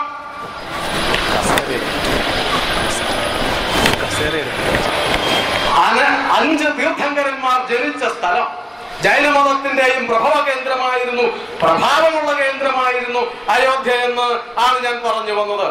മറ്റൊന്നുകൂടെയുണ്ട്. ഭഗവാൻ സ്വാമിനാരായണൻ നമ്മൾ അധികം കേട്ടിട്ടുണ്ടാവില്ല. സ്വാമിനാരായണൻ എന്ന് പറയുന്ന ഒരു മൂവ്മെന്റ് ഉണ്ട്. സ്വാമിനാരായൺ മൂവ്മെന്റ് വടക്കൻ ഭാരതത്തിലുണ്ട്. ഗുജറാത്തിൽ ആരംഭിച്ചു. ഗുജറാത്ത് എന്നൊക്കെ പറയുന്നത് സൂക്ഷിക്കണം, സ്ത്രീകളുടെ വയറ് കീറി കുഞ്ഞുങ്ങളെ എടുക്കുന്ന സ്ഥലമാണ്. അതുകൊണ്ട് ഗുജറാത്തിനെ കുറിച്ച് മറന്നേക്കുക. പിന്നെയോ ആ സ്വാമിനാരായണന്റെ പ്രസ്ഥാനം ആരംഭിച്ച ഒരു ക്ഷേത്രമുണ്ട്. അത് നമ്മൾ കേട്ടിട്ടുണ്ട്. ഏതാണ് ആ ക്ഷേത്രം? അക്ഷർധാം. അത് ഡൽഹിയിലുണ്ട്, അത് ഗുജറാത്തിലുണ്ട്. ഗുജറാത്തിനെ കുറിച്ച് തൽക്കാലം മറക്കുക, വയറ് കീറുന്ന കാര്യമൊന്നും ഓർക്കണ്ട. പക്ഷേ ഈ അക്ഷർധാം ക്ഷേത്രം സ്ഥാപിച്ചത് ഈ സ്വാമിനാരായണ പ്രസ്ഥാനമാണ്. അക്ഷർധാം ക്ഷേത്രം ഡൽഹിയിൽ ആരെങ്കിലും പോകുമ്പോൾ, പോയിട്ടുണ്ടെങ്കിൽ അത് കാണാം, കാണാതെ തിരിച്ചു പോന്നാൽ പണ്ട് തിരുമേനി പറഞ്ഞതുപോലെ പകുതി ജന്മം പാഴായി എന്ന് ഞാൻ പറയും. അങ്ങനെയാണല്ലോ. കാരണം അത്രമാത്രം പ്രാധാന്യമുണ്ട് ആ ക്ഷേത്രത്തിന്. ഞാൻ തുടക്കത്തിൽ പറഞ്ഞതുപോലെ ഒരു ആരാധനാലയം മാത്രമല്ല അക്ഷർധാം. അക്ഷർധാം ഒരു ദിവസമെങ്കിലും ഡൽഹിയിൽ പോകുന്നവർ ഒരു ദിവസം മാറ്റിവെക്കണം ഈ അക്ഷർധാം കാണുവാൻ. എന്താ അതിന്റെ പ്രാധാന്യം? അതിനുള്ളിലേക്ക് രാവിലെ കടന്നാൽ 30 ഏക്കറിലധികം വിസ്താരമായി പരന്നു കിടക്കുന്ന ഒരു മഹാക്ഷേത്ര സമുച്ചയം. അതിനുള്ളിലേക്ക് കടന്നാൽ ഭാരതീയനാണെങ്കിൽ പുറത്തു വരാൻ വൈകുന്നേരം വരെ എടുക്കും. വൈകുന്നേരം പുറത്തു വന്നാൽ അഭിമാനമുള്ള ഭാരതീയനായിട്ടേ പുറത്തു വരൂ. അവൻ ഭാരതീയനാണെങ്കിൽ, അതല്ലാത്തവൻ രണ്ടും കെട്ടവനാണെന്ന് പറയുവാൻ പോലും എനിക്ക് ധൈര്യമുണ്ട്. കാരണം അതാണ് അതിനുള്ളിലെ കാഴ്ച. ഈ രാജ്യത്തിന്റെ ശാസ്ത്ര പാരമ്പര്യത്തിന്റെ മഹത്തായ പാരമ്പര്യങ്ങളെ ആവിഷ്കരിച്ചു വച്ചിരിക്കുന്നു അക്ഷർധാമിൽ. വൈദ്യശാസ്ത്രത്തിന്റെ പ്രാചീനമായ രീതികളെ മുഴുവൻ എഴുതി വെച്ചിരിക്കുകയല്ല, ആവിഷ്കരിച്ചിരിക്കുകയാണ്. അനേകം തരത്തിൽ ശാസ്ത്ര പാരമ്പര്യങ്ങൾ, സർവകലാശാലകൾ, വിമാനം ഉണ്ടാക്കുന്നത് ഇപ്പോഴും അവിടെ രൂപകൽപ്പന ചെയ്തു വെച്ചിരിക്കുന്നു. കപ്പലുകൾ ഉണ്ടാക്കുന്നത്, പ്രാചീന പാഠശാലകളും സർവകലാശാലകളും എങ്ങനെ പ്രവർത്തിച്ചു എന്നുള്ളത്, ഓപ്പറേഷൻ എങ്ങനെ നടത്തിയിരുന്നു എന്നത്, അതിലുപയോഗിച്ചിരുന്ന ഉപകരണങ്ങൾ, അങ്ങനെ ഓരോന്നും തത്വശാസ്ത്രങ്ങൾ, ഗ്രന്ഥങ്ങൾ, ശാസ്ത്രങ്ങൾ എല്ലാം ഇങ്ങനെ ഒന്നിനൊന്നായി. അതിനുള്ളിൽ കടന്നാൽ മഹാവനങ്ങൾ നമുക്ക് കാണാം, അതിനുള്ളിൽ കടന്നാൽ കാട്ടരുവികൾ കാണാം, കാട്ടുമൃഗങ്ങളെ കാണാം, പാമ്പിനെയും മറ്റ് ജീവജാലങ്ങളെയും കാണാം. ഒരു കൊടും കാട്ടിലെത്തിയതുപോലെയാണ് ചില പ്രദേശങ്ങളിൽ എത്തിയാൽ. അത്രമാത്രം ശാസ്ത്രീയമായി വിശദീകരിച്ച് ആധുനിക സങ്കേതങ്ങൾ ഉപയോഗിച്ച് ഈ ഭാരതത്തിന്റെ പ്രാചീനമായ സമ്പത്തിനെ മുഴുവൻ ആവിഷ്കരിച്ചു വച്ചിരിക്കുന്ന അക്ഷർധാം ക്ഷേത്രത്തിൽ കടന്നു പുറത്തേക്ക് വന്നാൽ ഈ രാജ്യത്ത് ജനിച്ചതിന്റെ പേരിൽ അഭിമാനമുള്ളവനായിട്ടേ പുറത്തു വരൂ. അവൻ ഭാരതീയനാണെങ്കിൽ, അവന്റെ ഉള്ളിൽ ഈ രക്തമുണ്ടെങ്കിൽ. ആ അക്ഷർധാം ക്ഷേത്രം സ്ഥാപിച്ചത് സ്വാമിനാരായണനാണ്. ആ ക്ഷേത്രം ഉണ്ടാക്കുമ്പോൾ അതിന്റെ സവിശേഷതയും നമ്മൾ അറിയണം. ഈ 30 ഏക്കറിൽ പരന്നു കിടക്കുന്ന ഈ ക്ഷേത്രത്തിൽ 1 ഇഞ്ച് ആണി പോലും ഇരുമ്പിന്റേതായിട്ടില്ല. ഇരുമ്പിന്റെ ഒരംശം പോലും ഇല്ല ഇതിന്റെ കൂട്ടത്തിൽ. 30 കോടി മനുഷ്യ മണിക്കൂറാണ് ഇത് നിർമ്മിക്കുവാൻ ചെലവഴിച്ചിട്ടുള്ളത്. 11,000 പേർ 5 വർഷം കൊണ്ടാണ് 30 ഏക്കറിൽ പരന്നു കിടക്കുന്ന ഈ ക്ഷേത്രം പണിതത്. ആ ക്ഷേത്രത്തിനെ കുറിച്ച് പറയുവാൻ മാത്രമല്ല ഞാൻ പറഞ്ഞത്. ആ ക്ഷേത്രത്തിന്റെ സ്ഥാപനം നടത്തിയ സ്വാമിനാരായണ പ്രസ്ഥാനത്തിന്റെ ആചാര്യനായ ഭഗവാൻ സ്വാമിനാരായൺ ഭാരത പര്യടനം നടത്താൻ തുടങ്ങിയത് അയോധ്യയിൽ നിന്നാണ്. അത് പറയുവാനാണ് ഞാൻ പറഞ്ഞത്. അയോധ്യയായിരുന്നു അദ്ദേഹത്തിന്റെ ബാല്യകാലം മുഴുവൻ അയോധ്യയിൽ ചെലവഴിച്ച് അതിനുശേഷം 11ാമത്തെ വയസ്സിൽ തീർത്ഥാടനം, പരിവർജനം. അതാണ് ഭാരതത്തിന്റെ പാരമ്പര്യം, അല്ലേ? പരിവർജനം എല്ലാവരും നടത്തിയിട്ടുണ്ട്. സ്വാമി വിവേകാനന്ദൻ പരിവർജനം നടത്തി ഭാരതം മുഴുവൻ. ശങ്കരാചാര്യർ ഈ കേരളത്തിൽ നിന്ന് ഭാരതം മുഴുവൻ ചുറ്റി സഞ്ചരിച്ചു. എന്തിന്?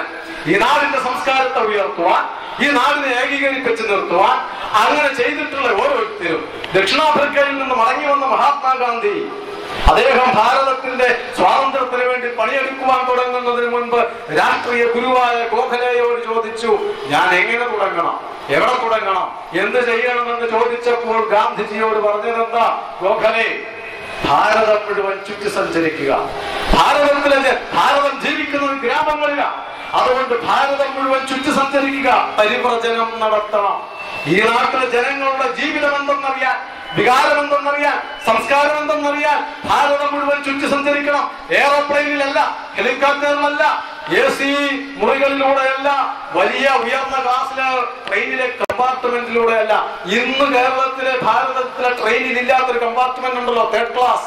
ആ 3rd ക്ലാസ് കമ്പാർട്ട്മെന്റിൽ പന്നിയും പട്ടിയും പൂച്ചയും കന്നുകാലിയും കൂലിപ്പണിക്കാരും ദരിദ്രവാസികളും എല്ലാം ഒന്നിച്ച് ഇടിച്ചു തൂങ്ങിക്കിടക്കുന്ന 3ാം ക്ലാസ് കമ്പാർട്ട്മെന്റിൽ അവനോടൊപ്പം ചേർന്ന് അവന്റെ വിയർപ്പിന്റെ നാറ്റം സഹിച്ച് അവന്റെ ഉണങ്ങിയ തൊലിയോട് ചേർന്ന് നിന്ന് അവനെ പോലെ അർദ്ധനഗ്നനായി കീറത്തുണിയെടുത്ത് ഭാരതം മുഴുവൻ ചുറ്റി സഞ്ചരിച്ചു മഹാത്മാഗാന്ധി. അങ്ങനെയാണ് ഭാരതം ജീവിക്കുന്നത്, ഗ്രാമങ്ങളിലാണെന്ന് ഗാന്ധിജി പറഞ്ഞത്. ഭാരതത്തിന്റെ ആത്മാവിനെ കണ്ടെത്തുവാൻ ഗാന്ധിജി സഞ്ചരിച്ചത് ഈ പരിവർജനം നടത്തിയതിലൂടെയാണ്. ഗാന്ധിജിക്ക് മനസ്സിലായത് ഭാരതത്തിന്റെ, ഇന്ത്യയുടെ ആത്മാവിനെ കണ്ടെത്തി. ഇന്ത്യയെ കണ്ടെത്തിയ ശിഷ്യനും ഇന്ത്യയുടെ ആത്മാവിനെ കണ്ടെത്തിയ ഗുരുവും തമ്മിലുള്ള അന്തരം. ഇന്ത്യയെ കണ്ടെത്തുന്നത് കൊണ്ട് രാജ്യത്തിന് നന്മ വരുത്തുവാൻ കഴിയില്ല എന്ന് ചരിത്രം തെളിയിച്ചിരിക്കുന്നു. എന്തെങ്കിലും ചെയ്യാൻ കഴിയണമെങ്കിൽ ഇന്ത്യയുടെ ആത്മാവിനെ കണ്ടെത്തണം. ആ ആത്മാവിനെ കണ്ടെത്തുവാൻ ഭാരതം പര്യടനം നടത്തണം, പരിവർജനം നടത്തണം. ആ പരിവർജനം നടത്തിയ ഗാന്ധിജിയെ പോലെ നൂറ്റാണ്ടുകൾക്ക് മുമ്പ് സ്വാമിനാരായണൻ പരിവർജനം നടത്തി. അവിടെ നിന്ന് അയോധ്യയിൽ നിന്ന് 11 വർഷം കൊണ്ട് 7 വർഷവും 11 മാസവും കൊണ്ട് 15,000-ലധികം മൈലുകൾ സഞ്ചരിച്ച് ഭാരതം മുഴുവൻ ചുറ്റി തിരിച്ചു വന്നിട്ടാണ് അദ്ദേഹം ഭാരതത്തിന്റെ നന്മയ്ക്ക് വേണ്ടി പ്രവർത്തിച്ചത്. ആ സ്വാമിനാരായണന്റെ ബാല്യകാലവും പരിവർജനത്തിന്റെ തുടക്കവും അയോധ്യയിൽ നിന്നായിരുന്നു എന്നർത്ഥം. അയോധ്യക്ക് രാമനെ കൂടാതെയും അനേകം സാംസ്കാരികമായ പാരമ്പര്യമുണ്ട് എന്ന് പറയുവാനാണ് ഞാൻ ഇത് പറഞ്ഞത്. അയോധ്യക്ക് വർദ്ധമാൻ മഹാവീരന്റെ പ്രവർത്തനവുമായി ബന്ധമുണ്ട്, ജൈനമതവുമായി ബന്ധമുണ്ട്, ബുദ്ധമതവുമായി ബന്ധമുണ്ട്, സ്വാമിനാരായണ പ്രസ്ഥാനവുമായി ബന്ധമുണ്ട്. അങ്ങനെ ചരിത്രപരമായ അനേകം ബന്ധങ്ങൾ അയോധ്യക്കുള്ളത് കൊണ്ട് അയോധ്യയായിട്ട് നിലനിൽക്കണം. സാംസ്കാരികമായ ബന്ധമുണ്ട്. പുണ്യതീർത്ഥമാണ് അയോധ്യ. കാശിക്കും മധുരയ്ക്കും ഒപ്പം പ്രാധാന്യം അയോധ്യക്കുണ്ട് ആയിരക്കണക്കിന് വർഷങ്ങളായി ഭാരതീയർ അതനുസരിച്ച് ജീവിക്കുകയാണ്. രാമചരിതമാനസം, വിഷ്ണുപുരാണം, ഭാഗവതം തുടങ്ങിയ പ്രാചീന ഗ്രന്ഥങ്ങളിൽ അയോധ്യയുടെ തീർത്ഥാടന മഹത്വം വിശദീകരിച്ചിട്ടുണ്ട്. സപ്തനഗരങ്ങളിലൊന്ന പുണ്യനഗരമുണ്ട് ഭാരതത്തിൽ. തീർത്ഥാടനത്തിന്റെ സപ്തനഗരങ്ങൾ അയോധ്യ, മധുര, മായ, കാശി, കാഞ്ചി, അവന്തിക, ഹരിദ്വാര, വദീചൈവ സപ്തൈത മോക്ഷദായിക. ഗരുഡപുരാണത്തിലെ ശ്ലോകമാണ്. അയോധ്യ, മധുര, മായ അഥവാ ഹരിദ്വാർ, കാശി, കാഞ്ചി, അവന്തിക അഥവാ ഉജ്ജയിൻ, ദ്വാരക, ഈ 7 നഗരങ്ങൾ ഭാരതത്തിലെ ഏറ്റവും വിശിഷ്ടമായ തീർത്ഥാടന കേന്ദ്രമാണെന്നർത്ഥം. അതിലൊന്നാണ് അയോധ്യ എന്നർത്ഥം. അപ്പൊ ഭാരതത്തിലെ വിശിഷ്ടമായ തീർത്ഥാടന കേന്ദ്രവും കൂടെയാണ് അയോധ്യ. ആ അയോധ്യയുടെ നിലനിൽപ്പ് ഈ രാജ്യത്തിന്റെ സാംസ്കാരികമായ നിലനിൽപ്പിന് ആവശ്യമാണ്.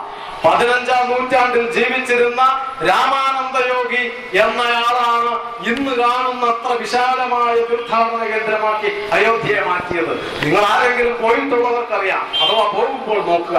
അയോധ്യയിൽ രാമക്ഷേത്രം എങ്ങനെ ഇരിക്കുന്നു എന്ന് നോക്കിയിട്ടല്ല അയോധ്യയിലേക്ക് തീർത്ഥാടകർ വരുന്നത്. അനേകായിരങ്ങൾ 365 ദിവസവും ഒഴുകുകയാണ്. കാളവണ്ടിയിലും കാൽനടയായും അല്ലാതെയും ഒക്കെ അയോധ്യയിലേക്ക് ഒഴുകുകയാണ്. ദരിദ്രർ, പാവങ്ങൾ, നിരക്ഷരർ, സമ്പന്നർ, പണ്ഡിതന്മാർ, ഉദ്യോഗസ്ഥർ, ഭരണാധികാരികൾ എല്ലാവരും ഏതെങ്കിലും ഒരു ഉത്സവത്തിനല്ല, പിന്നെയോ 365 ദിവസവും തീർത്ഥാടനം അയോധ്യയിലേക്ക് നടക്കുകയാണ്. ആ അയോധ്യ ഭാരതത്തിന്റെ സാംസ്കാരിക കേന്ദ്രമായി നിലനിൽക്കണമോ വേണ്ടയോ? അത് ഈ നാട്ടിലെ ജനങ്ങളാണ് തീരുമാനിക്കേണ്ടത്. ഹിന്ദുക്കളുടെ ജീവിതവുമായി ഇത്രയേറെ വളരെയേറെ ബന്ധമുണ്ട് അയോധ്യയ്ക്കും ശ്രീരാമക്ഷേത്രത്തിനും എന്നാണ് ഞാൻ പറഞ്ഞു വന്നത്. അയോധ്യയ്ക്കും ശ്രീരാമക്ഷേത്രത്തിനുമായി വേർപെടുത്തുവാനാവാത്ത ബന്ധം, അഭേദ്യമായ ബന്ധമുണ്ട്. ആ സ്ഥലത്തിൽ മുസ്ലിം സഹോദരന്മാർക്ക് എന്ത് ബന്ധം? അയോധ്യയിൽ മുസ്ലിം സഹോദരന്മാരുമായിട്ട് എന്ത് ബന്ധം? ബാബറാണ് ബന്ധത്തിന്റെ കാരണമെങ്കിൽ ബാബറുമായി ഇന്ത്യൻ മുസ്ലിങ്ങൾക്ക് എന്ത് ബന്ധം? ബാബർ ഇന്ത്യക്കാരനാണോ? അല്ല. ബാബർ ഭാരതത്തിന്റെ ഏതെങ്കിലും വിമോചനത്തിന് വേണ്ടി പ്രവർത്തിച്ചയാളാണോ? അല്ല. ബാബർ സാംസ്കാരിക നായകനാണോ? അല്ല. പിന്നെ ഏതിന്റെ പേരിലാണ് ഇന്ത്യൻ മുസ്ലിങ്ങളിൽ ചിലരെങ്കിലും ബാബറിന്റെ സ്മാരകം നിലനിൽക്കണമെന്ന് ആഗ്രഹിക്കുന്നവർ ഏതു പേരിലാണ് ബാബറിനോട് ബന്ധം? മതപരമായ ബന്ധം മാത്രമേ ഉള്ളൂ എന്നല്ലേ കണക്കാക്കേണ്ടത്? ബാബർ മുസ്ലിമാണ്, നമ്മളും മുസ്ലിമാണ് എന്ന ബന്ധത്തിന്റെ പേരിലാണ് ഇന്ത്യയിൽ കുറച്ചെങ്കിലും മുസ്ലിം സഹോദരന്മാർ ബാബറിന്റെ സ്മാരകം നിലനിൽക്കണമെന്നും പുനർനിർമ്മിക്കണമെന്നും പറയുന്നതെങ്കിൽ അവരോട് എളിയ ഒരു ചോദ്യം, ഒരൊറ്റ ചോദ്യം മാത്രം. മതപരമായ ബന്ധം ഒന്നുകൊണ്ടാണ് ബാബറിന്റെ സ്മാരകവും ബാബറും അവിടെ ഉണ്ടാകേണ്ടതെങ്കിൽ നാളെ ഇറാൻ ഇന്ത്യയെ ആക്രമിച്ചാൽ നിങ്ങൾ ആരുടെ കൂടെ നിൽക്കും? നാളെ തുർക്കി ഇന്ത്യയെ ആക്രമിച്ചാൽ മതപരമായ ബന്ധത്തിന്റെ പേരിൽ നിങ്ങൾ ആരുടെ കൂടെ നിൽക്കും? നാളെ പാകിസ്ഥാൻ ഇന്ത്യയെ ആക്രമിച്ചെന്നാൽ ഏതു പേരിൽ ആരുടെ കൂടെ നിങ്ങൾ നിൽക്കും? അത് ബോധ്യപ്പെടുത്തേണ്ടത്, അത് പ്രഖ്യാപിക്കേണ്ടത്, അത് തെളിയിക്കേണ്ടത് ഈ നാട്ടിലെ സാധാരണ മുസൽമാനാണ്, മത നേതൃത്വമാണ്. മതപരമായ ബന്ധം കൊണ്ട് ശത്രുവിന് കൂടെ നിൽക്കുമോ? അതല്ല. ഈ രാജ്യത്തിന്റെ സ്വാതന്ത്ര്യത്തിന് വേണ്ടി, ഈ രാജ്യത്തിന്റെ നിലനിൽപ്പിനും അഖണ്ഡതയ്ക്ക് വേണ്ടി നിലനിൽക്കുമോ? അത് നിലനിൽക്കുവാൻ വേണ്ടി പ്രയത്നിച്ച അനേകായിരം മുസ്ലിങ്ങൾ ഈ നാട്ടിലുണ്ട്. സ്വാതന്ത്ര്യ സമരത്തിൽ പങ്കെടുത്ത അനേകം മുസ്ലിം സഹോദരന്മാരുണ്ട്. പക്ഷേ ആ സഹോദരന്മാരെ കഴിഞ്ഞും എണ്ണത്തിൽ കൂടുതലാണോ ബാബറിന്റെ സ്മാരകം വേണമെന്ന് പറയുന്നവർ? ആണെങ്കിൽ നാളെ ഇന്ത്യയെ ആക്രമിക്കുന്ന വിദേശ രാജ്യങ്ങൾ മതത്തിന്റെ പേരിൽ ഒന്നിച്ചു നിൽക്കുവാൻ ഇന്ത്യൻ മുസ്ലിങ്ങൾ തയ്യാറാകുമോ എന്ന ഒരു സംശയം നമുക്കുണ്ട്. ആ സംശയം തീർക്കുവാൻ ഈ നാട്ടിലെ മുസ്ലിം സഹോദരന്മാർക്ക് ഉത്തരവാദിത്വമുണ്ട്. വേറെ എന്ത് ബന്ധമാണ് ബാബറുമായിട്ടുള്ളത്? വേറെ ഏത് ചരിത്രപരമായ ബന്ധം, വേറെ ഏത് മതപരമായ സാംസ്കാരികമായ ബന്ധം, ഏത് തരത്തിലുള്ള ബന്ധമാണ് ബാബറുമായിട്ടുള്ളത്? ഒരു ബന്ധവുമില്ല, ഈ മതത്തിന്റെ ബന്ധം മാത്രമല്ലാതെ. അതുകൊണ്ട് ആ ഒരൊറ്റ ബന്ധത്തിന്റെ പേരിലാണ് ബാബറി മസ്ജിദിന് വേണ്ടി പറയുന്നതെങ്കിൽ ആ തരത്തിൽ പറയുന്നവരെ ഏതു തരത്തിൽ കാണണമെന്ന് ഈ നാട്ടിലെ പൗരന്മാരാണ് തീരുമാനിക്കേണ്ടത്.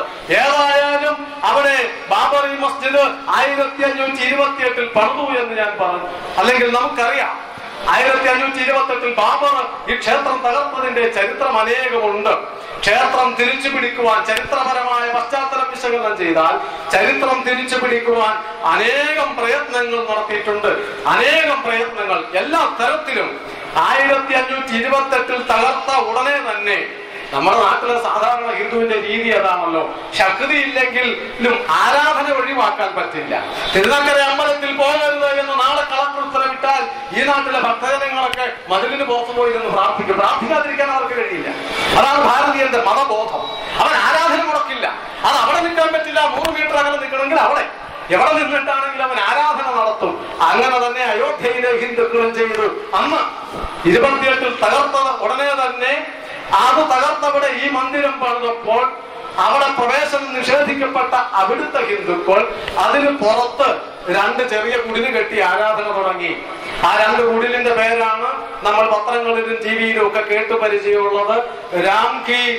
രാം ചബൂത്ര എന്നും സീതാ കി രസോയി എന്നും പറയുന്നത് അങ്ങനത്തെ 2 എണ്ണമാണ്. അതിനുള്ളിൽ ആരാധന നടത്തി 50 കൊല്ലത്തിനുള്ളിൽ വീണ്ടും രാമനവമി ആഘോഷിച്ചു. എല്ലാ വർഷവും പൂജയും പ്രാർത്ഥനയും രാമപൂജയും ഒക്കെ ആയിട്ട് അവിടുത്തെ ഹിന്ദുക്കൾ കഴിഞ്ഞു പോകുന്നു. ഭരണാധികാരികൾ മുഗളന്മാരാണ്, ബാബറാണ്, അതിനുശേഷം അക്ബറാണ്. അവരൊക്കെ ഭരണം നടത്തുമ്പോഴും ആരാധന ഒഴിവാക്കിയിരുന്നില്ല അയോധ്യയിൽ രാമക്ഷേത്രത്തിന്റെ മുമ്പിൽ. അതിനുശേഷം 1855-നും 57-നും ഇടയിലാണ് അയോധ്യ അഥവാ അവധ് ബ്രിട്ടീഷുകാരുടെ ഭരണത്തിന് കീഴിലായത്. അവിടെ ബ്രിട്ടീഷുകാരുടെ ഭരണം തുടങ്ങിയപ്പോഴും ആരാധന തുടർന്നു പോന്നിരുന്നു ഹിന്ദുക്കൾ. പക്ഷെ ബ്രിട്ടീഷുകാർ ഒരു കാര്യം ചെയ്തു. എന്താ ചെയ്ത്? ഇതിനിടയിൽ വേലി കെട്ടി. ഈ രാം ചബൂത്രയുടെയും സീതാ കി രസോയിയുടെയും അപ്പുറത്ത് തർക്കമന്ദിരത്തിന്റെ ഇടയിൽ വേലി കെട്ടി. അവർക്കാകെ അറിയാവുന്ന ഒരു പണി അതാണല്ലോ. ബ്രിട്ടീഷുകാരന്, യൂറോപ്യന്, ഈ സെമറ്റിക് ബോധമുള്ള മതബോധമുള്ള യൂറോപ്യന് അറിയാവുന്ന ഒരേ ഒരു പണി എന്താണത്? മനുഷ്യ മനസ്സുകളിൽ വേലി കെട്ടുക, മനുഷ്യ സമൂഹങ്ങളെ തമ്മിൽ തല്ലിക്കുക, അതിന് കൽപ്പിക്കുക. ജാതിയുടെ പേരിൽ, മതത്തിന്റെ പേരിൽ തമ്മിൽ തല്ലിക്കുക എന്നുള്ളതാണല്ലോ യൂറോപ്യന്റെ, ബ്രിട്ടീഷുകാരന്റെ ശൈലി. അവന്റെ ബുദ്ധി അതാണ്, അവന്റെ മതബോധം അതാണ്. അവനുടനെ വേലി കെട്ടി. ആര്യദ്രാവിഡവാദം ഒരു വേലി ഉണ്ടാക്കി. തെക്കരെന്നും വടക്കരെന്നും ഇന്ത്യയെ 2 ആക്കി.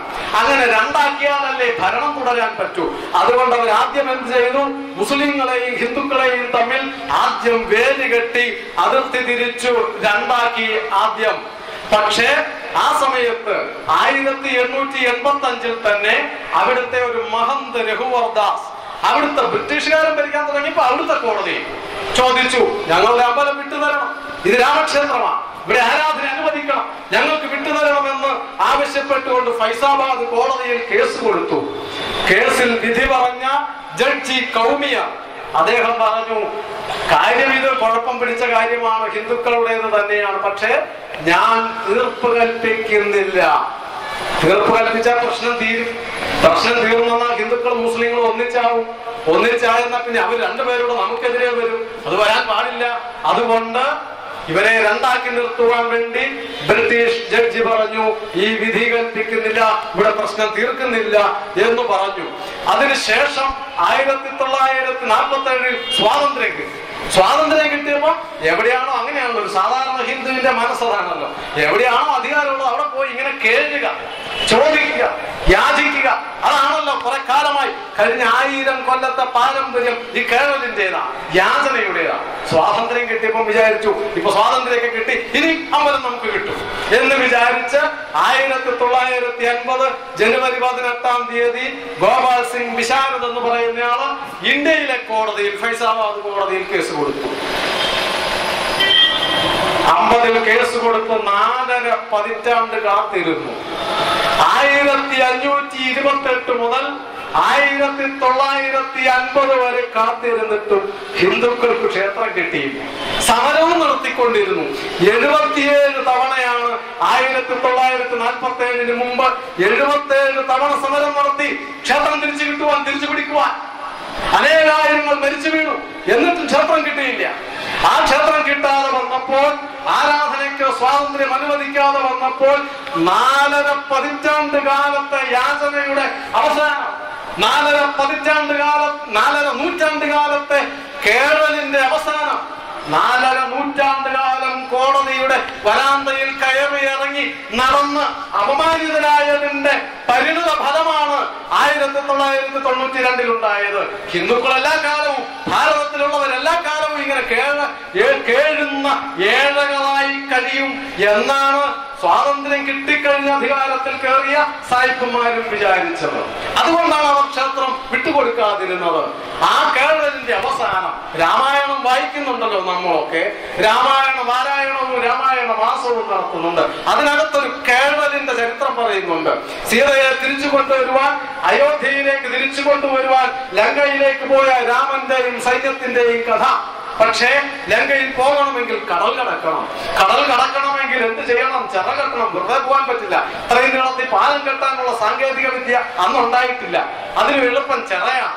ചിറ കെട്ടുവാൻ വരുണദേവന്റെ അനുമതിക്കായി യാചിക്കുന്ന ഒരു രംഗം രാമായണത്തിലുണ്ട്. ഒരു ദിവസം തപസ്സിരുന്നു, ചോദിച്ചു വഴി തരണം എന്ന്. രാമൻ നേരിട്ടാ ചോദിക്കുന്നത്. വഴി ചോദിച്ചു, കൊടുത്തില്ല. 2ാമത്തെ ദിവസവും ചോദിച്ചു, കൊടുത്തില്ല.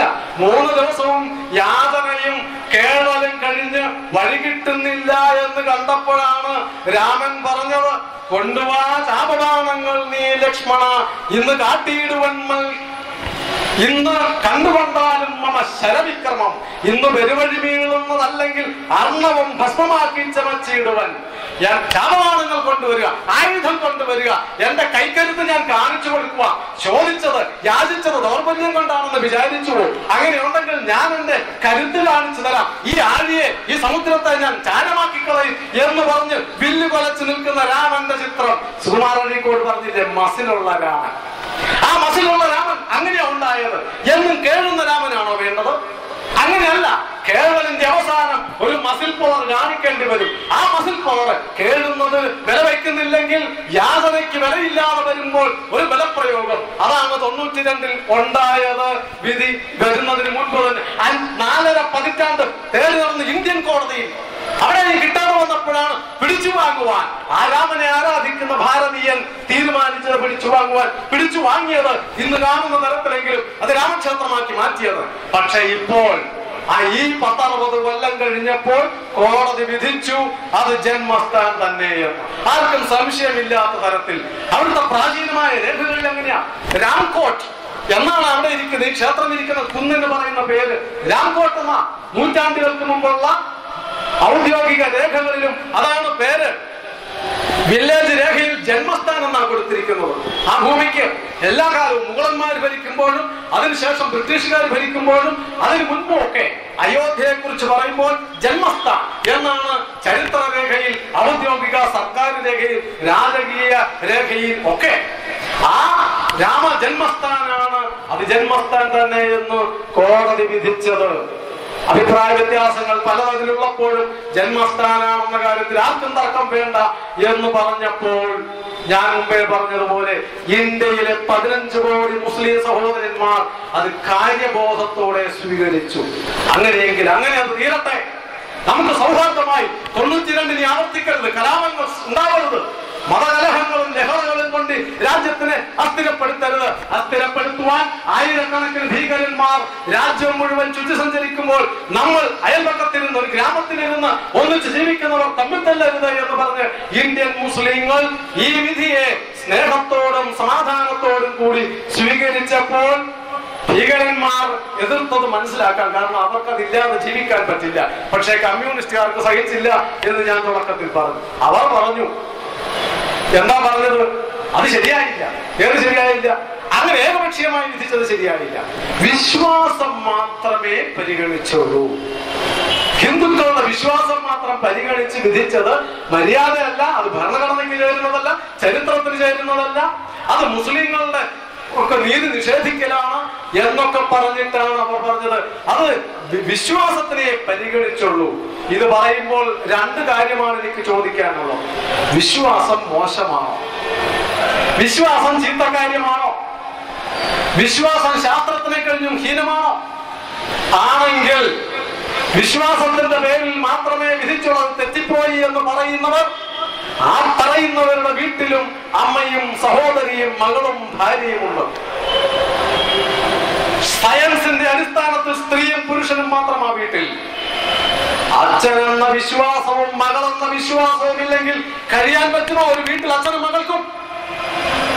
സഹോദരനെന്നും സഹോദരി എന്നുള്ള വിശ്വാസമില്ലെങ്കിൽ ഒരു വീട്ടിൽ ആണും പെണ്ണും ഒന്നിച്ച് കഴിയുമോ? സംസ്കാരത്തോടു കൂടി അമ്മയും മകനും ഒന്നിച്ച് കഴിയുമോ? അച്ഛനും മകളും ഒന്നിച്ച് കഴിയുമോ? വിശ്വാസത്തിന്റെ ബലമതാണ്. ആ വിശ്വാസമില്ലെങ്കിൽ സംസ്കാര ശൂന്യമായ ഒരു സമൂഹമാണ് ഉണ്ടാവുക.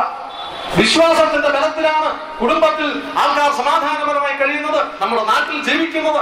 ആ സംസ്കാരം നിലനിൽക്കുന്നത് ഇത്തരം വിശ്വാസങ്ങളുടെയും സങ്കല്പങ്ങളുടെയും അടിസ്ഥാനത്തിലാണ്. അതുകൊണ്ട് വിശ്വാസമാണ് പരമപ്രധാനം. അത് ചീത്തക്കാര്യമല്ല. ഈ പറയുന്നവരുടെ വീടുകളിൽ പോലും അമ്മയും സഹോദരിയും മകളും അതില്ലാത്ത വീടുകളുടെ വാർത്താപത്രങ്ങളിൽ വരുന്നില്ലേ? കഴിഞ്ഞ ദിവസമല്ലേ ഒരു ആത്മഹത്യ നടന്നത്, ഒരു കൊലപാതകം നടന്നത്? ഇന്നത്തെ പത്രത്തിലുണ്ടല്ലോ. മകളെ അച്ഛൻ നശിപ്പിച്ചു കൊന്നു. ദിവസേന എന്നോണം അപൂർവമായിട്ടെങ്കിലും വാർത്ത വരുന്നില്ലേ? അങ്ങനെ ഈ വിശ്വാസം നഷ്ടപ്പെട്ടതുകൊണ്ട്, അതുകൊണ്ട് വിശ്വാസം പ്രധാനമാണ്. ആ വിശ്വാസം നിലനിർത്തുവാൻ, ആ വിശ്വാസം സംരക്ഷിക്കുവാൻ, ആ വിശ്വാസം ഉൾക്കൊള്ളുന്ന സംസ്കാരത്തെ നിലനിർത്തുവാൻ ഈ നാട്ടിലെ എല്ലാവർക്കും ഉത്തരവാദിത്വമുണ്ട്. അതുകൊണ്ട് വിശ്വാസത്തെ തകർക്കുന്ന പ്രചാരണം കമ്മ്യൂണിസ്റ്റുകാരൻ ചെയ്യരുത്. ഹീനമായ രാഷ്ട്രീയ ആവശ്യത്തിന് വേണ്ടി ഈ ഒരു സംസ്കാര ശൂന്യമായ വാദം നടത്തരുത് എന്നാണ് എനിക്ക് അവരോട് പറയുവാനുള്ള ഒന്നാമത്തെ കാര്യം. മറ്റൊന്ന് ഈ നാട്ടിലെ ജനങ്ങളോട് പറയാനുള്ളത്, വിശ്വാസത്തിന്റെ പേരിൽ കോടതി വിധിച്ചാൽ അത് ഭരണഘടനയുടെ അടിസ്ഥാനത്തിലാണ് വിധിച്ചത്. ഭരണഘടനയുടെ അടിസ്ഥാനത്തിലാണ് കോടതി വിധിച്ചത്. ഇന്ത്യൻ ഭരണഘടനയുടെ ആർട്ടിക്കിൾ 25-ാം വകുപ്പ് അനുസരിച്ച് ഈ രാജ്യത്തെ ഓരോ പൗരന്റെയും മതവിശ്വാസം സംരക്ഷിക്കുവാൻ ഇന്ത്യൻ കോടതിക്ക് ഉത്തരവാദിത്വമുണ്ട്. ഭരണഘടന അനുശാസിക്കുന്നതനുസരിച്ച് ഈ വിശ്വാസം കോടാനുകോടി ഹിന്ദുക്കൾ ആയിരക്കണക്കിന് വർഷങ്ങളായി വിശ്വസിക്കുന്ന ജന്മസ്ഥാൻ തന്നെയെന്ന് അവന്റെ വിശ്വാസത്തെ അനുവദിക്കുവാൻ, അതനുസരിച്ച് വിധിക്കുവാൻ ഇന്ത്യൻ ഭരണഘടനയെ കോടതിയോട് ആവശ്യപ്പെടുന്നത്, ജഡ്ജിമാരോട് ആവശ്യപ്പെടുന്നത്. അത് തെറ്റാണോ? ഭരണഘടന അനുസരിച്ച് അല്ലാതെ പിന്നെ എങ്ങനെയാ കോടതി വിധിക്കേണ്ടത്? അത് ഒരു കാര്യം.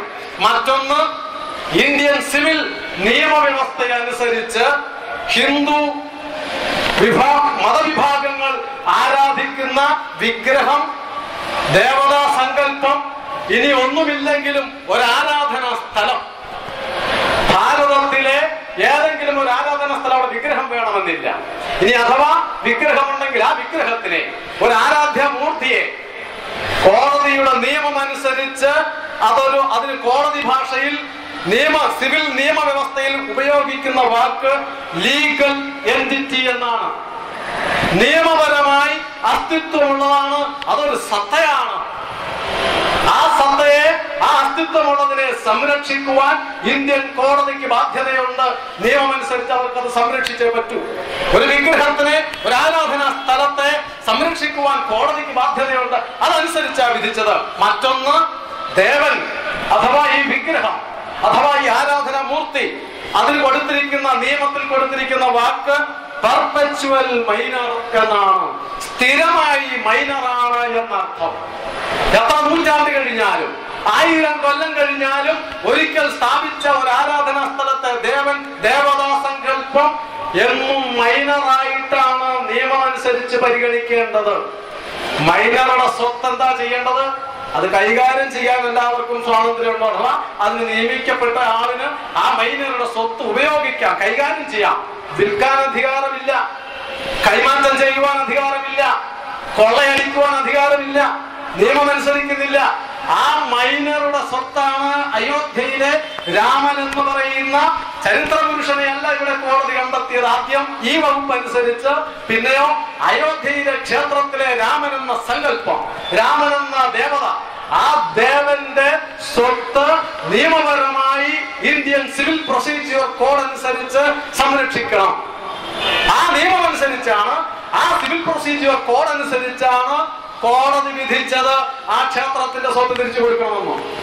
Indian civil procedure code number 32 അനുസരിച്ച് ഈ ദേവതയ്ക്ക് കണക്കാക്കുന്നത് ഒരു വ്യക്തിയുടെ സ്ഥാനമാണ്. ആ വ്യക്തിക്ക് കോടതിയിൽ പോകാം, ആ വ്യക്തിയുടെ പേരിൽ ആർക്കും കോടതിയിൽ പോകാം, വാദിയായിട്ടും പ്രതിയായിട്ടും ഒക്കെ.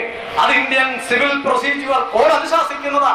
ആ നിയമങ്ങൾ അനുസരിച്ചാണ് കോടതി വിധിച്ചത്. ഇത് പറയാതെയാണ് കമ്മ്യൂണിസ്റ്റുകാരൻ പറയുന്നത് വിശ്വാസം മാത്രമേ പരിഗണിച്ചുള്ളൂ എന്ന് പറയുമ്പോൾ ഈ നാട്ടിലെ കോടാനുകോടി ഭാരതീയരെ ജനങ്ങളെ വിധികളാക്കുകയല്ലേ ചെയ്യുന്നത്? ഭരണഘടന അനുസരിച്ച് വിധിച്ച ഒരു വിധിയെ, നിയമം അനുസരിച്ചാണ് വിധിച്ചത്. ആ വിധിയെ ജനങ്ങളുടെ മുമ്പിൽ തെറ്റിദ്ധരിപ്പിച്ച് കോടതിയോടുള്ള വിശ്വാസം തകർക്കുന്നു. വിശ്വാസം തകർന്ന ചില പണി അവർ ചെയ്യുന്നുണ്ട്, നമ്മുടെ കേരളീയനടക്കമുള്ളവര്. അത് വേറെ കാര്യം. എങ്കിലും പൊതുവെ ഇന്ത്യയിൽ ഇന്നും വിശ്വാസമുള്ളത് കോടതിയെ തന്നെയാണ്, ജുഡീഷ്യറിയാണ്. ആ വിശ്വാസം തകർക്കുവാൻ ഒരു പാർട്ടി മനഃപൂർവ്വം ശ്രമിക്കുകയല്ലേ ചെയ്തത് ഈ വിധിയുടെ പേരിൽ.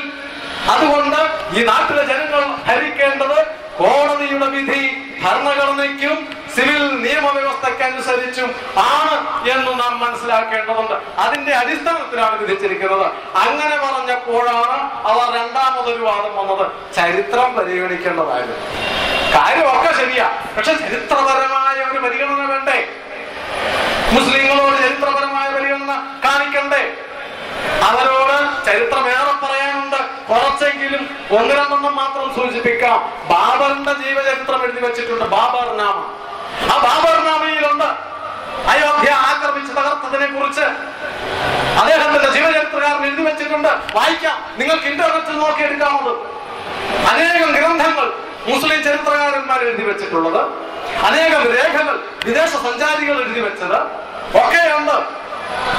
ചരിത്ര ഗ്രന്ഥങ്ങളായിട്ടും അല്ലാത്ത ഗ്രന്ഥങ്ങളായിട്ടും ഒക്കെ ഈ ബാബർ തകർത്ത് ഈ ക്ഷേത്രം തകർത്ത് പള്ളി പണിതതാണ്, അഥവാ ഈ കെട്ടിടം പണിതതാണ് എന്നൊക്കെ അങ്ങനത്തെ കുറെ രേഖകൾ ഈ ബാബർ മസ്ജിദുമായിട്ട് ബന്ധപ്പെട്ടതല്ല. ആക്രമണങ്ങളുടെയും ക്ഷേത്രങ്ങളുടെ തകർക്കലുകളുടെയും ചരിത്രം ഇത് നമ്മൾ പറയുമ്പോഴാണല്ലോ വിശ്വാസക്കുറവ്. ഈ കേരളത്തിലൊരു സാംസ്കാരിക നായകൻ എഴുതിയ ഒരു പുസ്തകമുണ്ട്. അങ്ങനെ ഒരു പ്രത്യേക ജാതിയിൽപ്പെട്ട ഒരു പ്രത്യേക സ്പീഷീസ് കേരളത്തിലല്ലാതെ ലോകത്തിലെവിടെയും ഇല്ല. സാംസ്കാരിക നായകന്മാർ എന്ന് പറയുന്ന ഒരു പ്രത്യേക ഇനം ജീവികൾ. അവര് അങ്ങനെ അനേകം പേരുണ്ട്. അതിലൊരു മതേതര സാഹിത്യകാരൻ, ആന്റി ഹിന്ദു എന്ന് വേണമെങ്കിൽ പറയാവുന്ന ഒരു മതേതര സാഹിത്യകാരനുണ്ട്, ബഹുമാനപ്പെട്ട ആനന്ദ്. അദ്ദേഹം എഴുതിയ ഒരു പുസ്തകമുണ്ട്, വേട്ടക്കാരനും വിരുന്നുകാരനും. മേടിച്ച് വായിച്ചു നോക്കുക സഹാക്കളും നാട്ടുകാരും ഒക്കെ. ഈ DC ബുക്സിൽ കിട്ടും. വേട്ടക്കാരനും വിരുന്നുകാരനും വേട്ടയാടി വന്ന് തകർത്ത് തരിപ്പണമാക്കിയ അനേകം ക്ഷേത്രങ്ങളുടെ ചരിത്രം അതിനകത്ത് എഴുതി വെച്ചിട്ടുണ്ട്. വേട്ടയാടി വന്ന് കൊന്നൊടുക്കിയ അനേകം ഭാരതീയന്റെ ജീവൻ നഷ്ടപ്പെട്ടതിന്റെ ചരിത്രം ആ പുസ്തകത്തിൽ എഴുതി വെച്ചിട്ടുണ്ട്. എവിടെ വേണം, എത്ര വേണം ചരിത്രരേഖകൾ, എത്ര വേണം? അനേകം ചരിത്രങ്ങൾ ഈ ആക്രമണങ്ങളുടെയും നൂറ് ആക്രമണങ്ങളുടെയും തകർക്കലുകളുടെയും ചരിത്രമുണ്ട്. അതൊക്കെ നാം പരിശോധിച്ച് നോക്കിയിട്ട് തന്നെയാണ്. ആ ചരിത്രവും കോടതി പരിശോധിച്ച് നോക്കിയിട്ടുണ്ട്, വെറുതെ അല്ല. ചരിത്രപരമായ അനേകം രേഖകളും ഗ്രന്ഥങ്ങളും കോടതി പരിശോധിച്ചിട്ടാണ് അവിടെ ക്ഷേത്രം തന്നെയാണെന്നും ജന്മസ്ഥാനം തന്നെയാണെന്നും കോടതി പറഞ്ഞത്. അത് പറയുമ്പോഴാണ് BC 326 മുതലുള്ള ആക്രമണ ചരിത്രം നമ്മളെ പഠിപ്പിക്കുന്നു. ആ ആക്രമണ ചരിത്രം പഠിപ്പിക്കുമ്പോൾ ഒരു കാര്യം, കഴിഞ്ഞ ദിവസം ഇതിനെക്കുറിച്ച് പറഞ്ഞപ്പോൾ നമ്മുടെ സെബാസ്റ്റ്യൻ പോൾ TV പറയുന്നത് ഞാൻ കേട്ടതാ. അദ്ദേഹം ഒരു ചരിത്രാതീത കാലം തന്നെ നടന്നത്. 1526 എന്ന് പറഞ്ഞാൽ ചരിത്രാതീത കാലമാണ്. അതിലെന്താ നടന്നതെന്ന് ആർക്കറിയാം? ക്ഷേത്രം തകർത്തോ, അത് നശിപ്പിച്ചോ, എന്നിട്ടാണോ പള്ളി പണിതത്? അറിയില്ലല്ലോ നമുക്ക്. അതുകൊണ്ട് ചരിത്രാതീത കാലത്ത് നടന്നതിനെ ഇപ്പോൾ നമ്മൾ വിവരമുള്ളവർ അത് തെറ്റായിട്ട് കാണരുത്. അത് ചരിത്രത്തിന്റെ ഒരു സ്മാരകമായിട്ട് കാണണം. ഒരു ചോദ്യമേ ഉള്ളൂ അവരോട്. അവർ തന്നെ എപ്പോഴും ഇടക്കിടക്ക് പറയുന്ന ഒരു ചോദ്യമുണ്ടല്ലോ, ആര്യന്മാരല്ല ഹിന്ദുക്കൾ ബുദ്ധക്ഷേത്രങ്ങളൊക്കെ തകർത്തിട്ടാണ് ഹിന്ദു ക്ഷേത്രങ്ങൾ പണിതത്. ബുദ്ധവിഹാരങ്ങളെല്ലാം തകർത്ത് 1500 കൊല്ലം മുമ്പ് ബുദ്ധവിഹാരങ്ങളെല്ലാം തകർത്തിട്ടാണ് ബ്രാഹ്മണർ ഇന്ത്യയിൽ ക്ഷേത്രങ്ങൾ പണിതത്. 1500 കൊല്ലം മുമ്പ്. 500 കൊല്ലം മുമ്പത്തതിന് ചരിത്രമില്ല എന്ന് പറയുന്ന വിഡ്ഢികൾ 1500 കൊല്ലം മുമ്പ് എഴുന്ന ചരിത്രം കണ്ടുപിടിച്ചത്.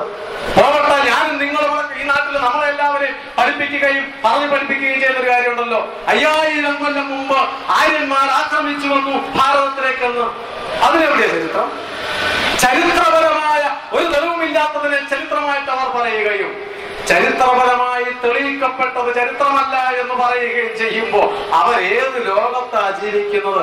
റേഡിയോ കാർബൺ ഡേറ്റിംഗ് എന്ന് പറയുന്ന ഒരു അത്യന്താധുനിക ശാസ്ത്ര ഗവേഷണ സംവിധാനമുണ്ട്.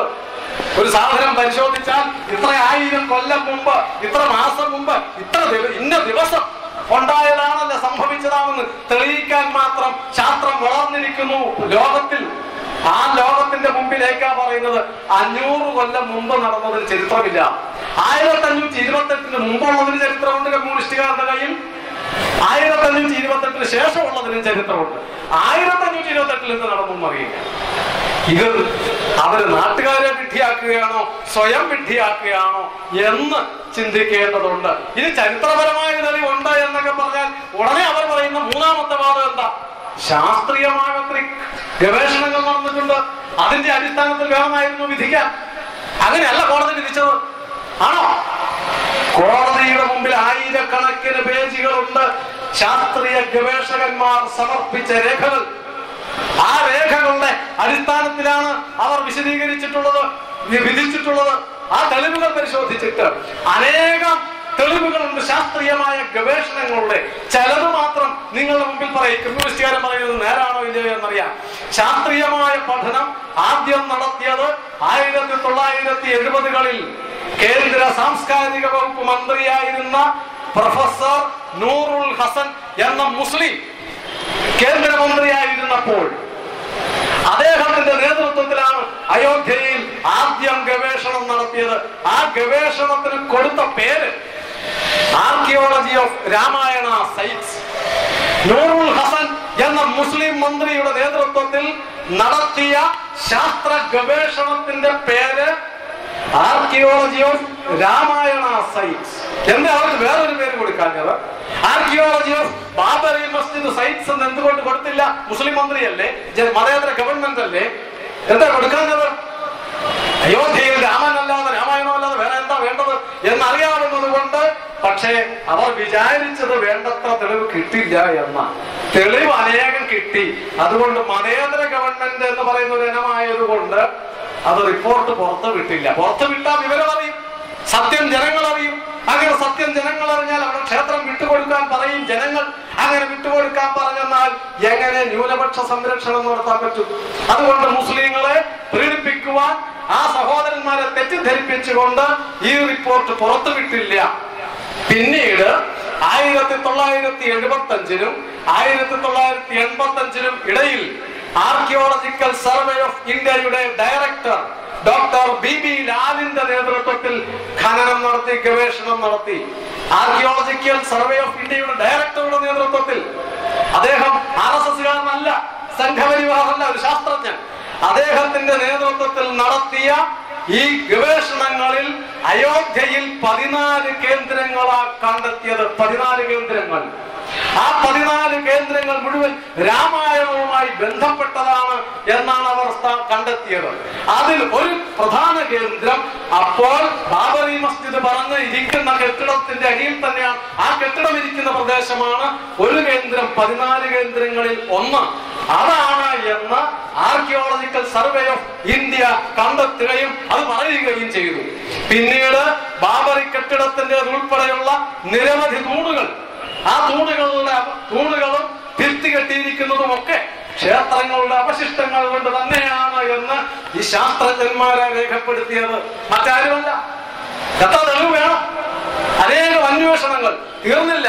ഈ കെട്ടിടം തകർത്തു കഴിഞ്ഞപ്പോൾ 92-ന് ശേഷം വീണ്ടും ഖനനം നടത്തി. അലഹബാദ് ഹൈക്കോടതിയുടെ നിർദ്ദേശാനുസരണം ആ അന്വേഷണം നടത്തിയപ്പോൾ, ഖനനങ്ങൾ നടത്തിയപ്പോൾ അവിടെ നിന്ന് കണ്ടെത്തിയ ഒരു ഫലകം, ഒരു ലോഹം തകിട് കിട്ടി.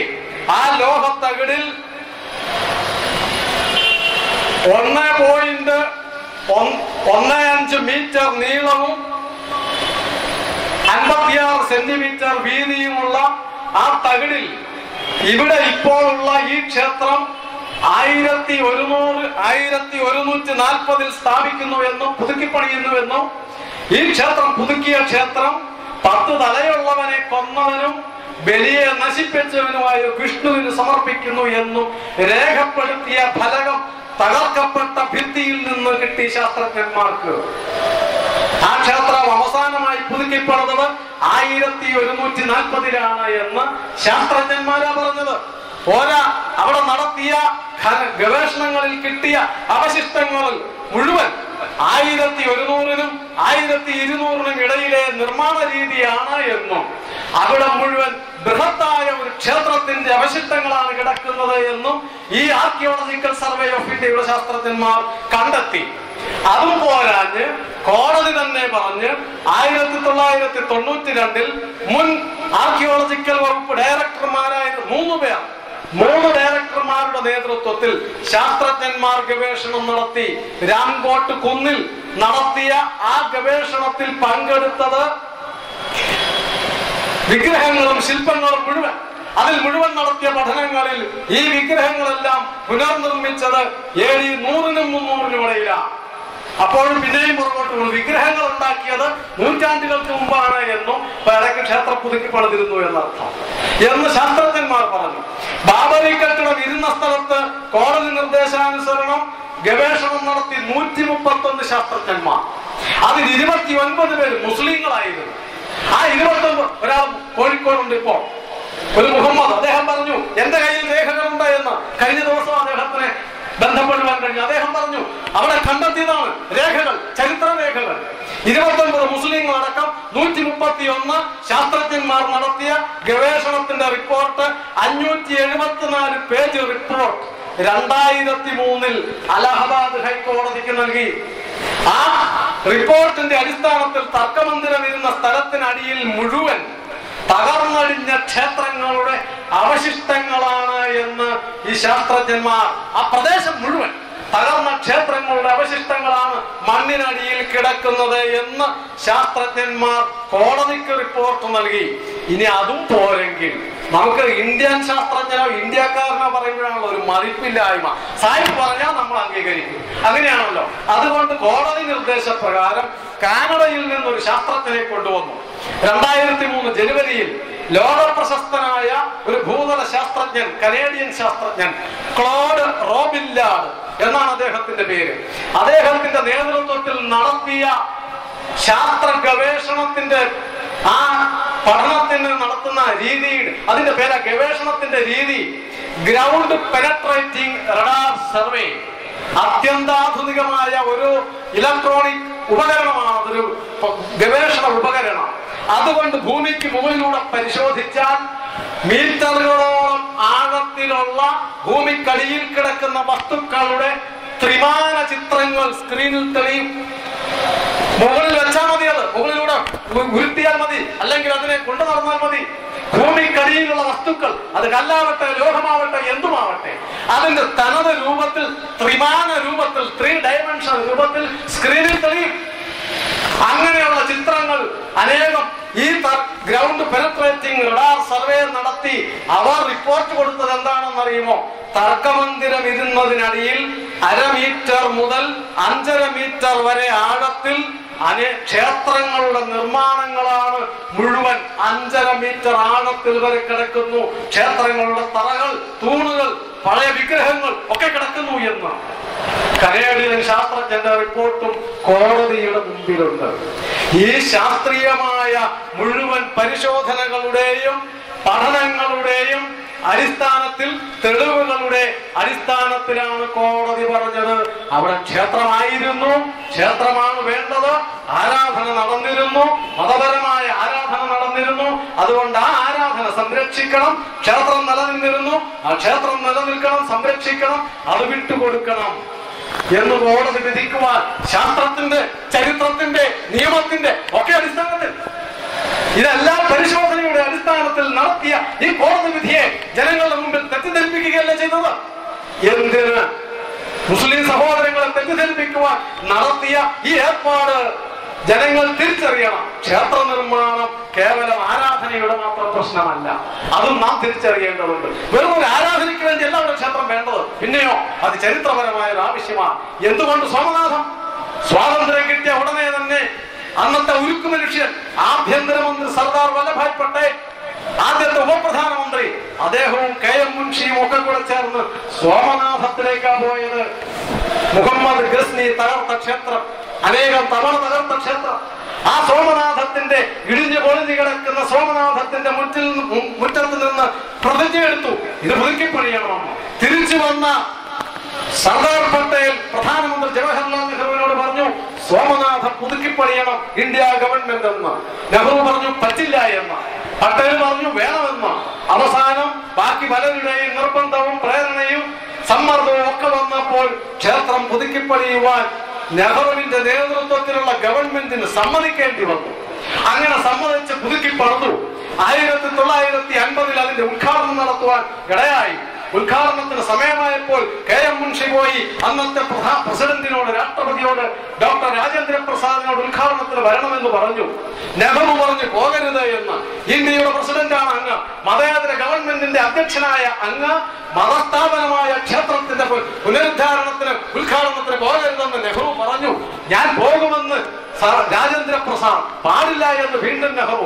എന്റെ പ്രസിഡന്റ് പദം പോയാലും ഈ സോമനാഥത്തിന്റെ ഉദ്ഘാടനത്തിന് പോകുമെന്ന് പറഞ്ഞ് ഡോക്ടർ രാജേന്ദ്ര പ്രസാദ് KM മുൻഷിയുടെ ആവശ്യപ്രകാരം ആ സോമനാഥത്തിന്റെ ഉദ്ഘാടനത്തിന് പോയി. ഉദ്ഘാടന വേളയിൽ രാജേന്ദ്ര പ്രസാദ് പറഞ്ഞ വാക്യം എന്താണെന്നറിയുമോ? കഴിഞ്ഞ 1000 കൊല്ലത്തെ അടിമത്വത്തിന്റെ കളങ്കമാണ് നാം കഴുകിക്കളയുന്നത്. ഏതാണ് 1000 കൊല്ലത്തെ അടിമത്വം? AD 1001 വന്ന മുഹമ്മദ് ഗസ്നി ആദ്യമായി തകർത്ത് തരിപ്പണമാക്കി കടന്നുപോയ അന്ന് തൊട്ട് 1947 വരെ ഭാരതം അനുഭവിച്ച അടിമത്തം, ആ അടിമത്തത്തിന്റെ കളങ്കമാണ്. ഇതോടുകൂടി ഈ ക്ഷേത്രത്തിന്റെ ഉദ്ഘാടനത്തോടുകൂടി കളങ്കം കഴുകിക്കളയുകയാണ് എന്ന് രാജേന്ദ്ര പ്രസാദ് പറഞ്ഞപ്പോൾ അതിന്റെ അർത്ഥം എന്താ? അടിമത്തത്തിന്റെ കളങ്കമാണ് ഉയർന്നു നിൽക്കുന്നത്. ആ കളങ്കം മാറ്റണം. ആത്മാഭിമാനമുണ്ടെങ്കിൽ ഭാരതത്തിന്. പക്ഷേ അയോധ്യയും മധുരയും കാശിയും അങ്ങനെ ആക്കണമെന്നായിരുന്നു പട്ടേലിന്റെ ആഗ്രഹം. കാലക്കേട് കൊണ്ട് 1950 സർദാർ പട്ടേൽ കാലഗതിയെ പ്രാപിച്ചു. അല്ലായിരുന്നുവെങ്കിൽ ഈ 3 ക്ഷേത്രവും സർക്കാരിന്റെ നേതൃത്വത്തിൽ തന്നെ പുതുക്കേണ്ടി വരുമായിരുന്നു. പുതുക്കാൻ നിർബന്ധിതനാകുമായിരുന്നു നെഹ്റു. പട്ടേലിനെ പോലെ കരുത്തുള്ള ഒരുവൻ പിന്നീട് ഭാരതത്തിന്റെ മന്ത്രിസഭയിൽ ഇല്ലാതെ പോയത് കൊണ്ട് ആത്മാഭിമാനത്തെക്കാളും പ്രധാനം അധികാരമാണെന്ന് തിരിച്ചറിഞ്ഞവർ അധികാരം നഷ്ടപ്പെടുന്ന ഒന്നും നെഹ്റുവിനോട് പറയാൻ തയ്യാറല്ലാതിരുന്നത് കൊണ്ട് ബാക്കി 3 എണ്ണത്തിന്റെ കാര്യം ആരും മിണ്ടിയില്ല, മുൻഷി ഒഴിച്ച്. അങ്ങനെയാണ് മറ്റ് 3 ക്ഷേത്രങ്ങൾ പുനരുദ്ധരിക്കപ്പെടാതെ പോയത്. അതുകൊണ്ട് ഈ ഇടിഞ്ഞുപൊളിഞ്ഞ ക്ഷേത്രങ്ങൾ ഭാരതത്തിന്റെ ആത്മനിന്ദയുടെ അപമാനത്തിന്റെ അടയാളമാണെന്നാണ് പട്ടേൽ പറഞ്ഞതും രാജേന്ദ്ര പ്രസാദ് പറഞ്ഞതും KM മുൻഷി പറഞ്ഞതും ഈ നാടിനോട് കൂറുള്ള ഓരോരുത്തരും പറഞ്ഞത്. അത് തന്നെയാണ് ഈ നാട്ടിലേക്ക് ഒരിക്കൽ വന്ന ലോകപ്രസിദ്ധനായ ഒരു ചരിത്രകാരനാണ്. നിങ്ങളിൽ ചിലരെങ്കിലും കേട്ടിട്ടുള്ള ഒരു മനുഷ്യൻ, ലോകത്തിന്റെ ചരിത്രം എഴുതിയ ആർണോൾഡ് ടോയൻബി. അദ്ദേഹം 1963 നെഹ്റു ക്ഷണിച്ചിട്ട് മൗലാന അബ്ദുൽ കലാം ആസാദ് അനുസ്മരണ പ്രസംഗത്തിന് ഡൽഹിയിൽ വന്നു. ആ പ്രസംഗം നടത്തിയപ്പോൾ അദ്ദേഹത്തിന്റെ പ്രസംഗത്തിന്റെ തലക്കെട്ട് ഏകലോകവും ഭാരതവും എന്നായിരുന്നു. ആ പ്രസംഗത്തിൽ അദ്ദേഹം പറഞ്ഞ പ്രധാനപ്പെട്ട 2-3 വാക്യങ്ങൾ ഞാൻ വായിക്കാം.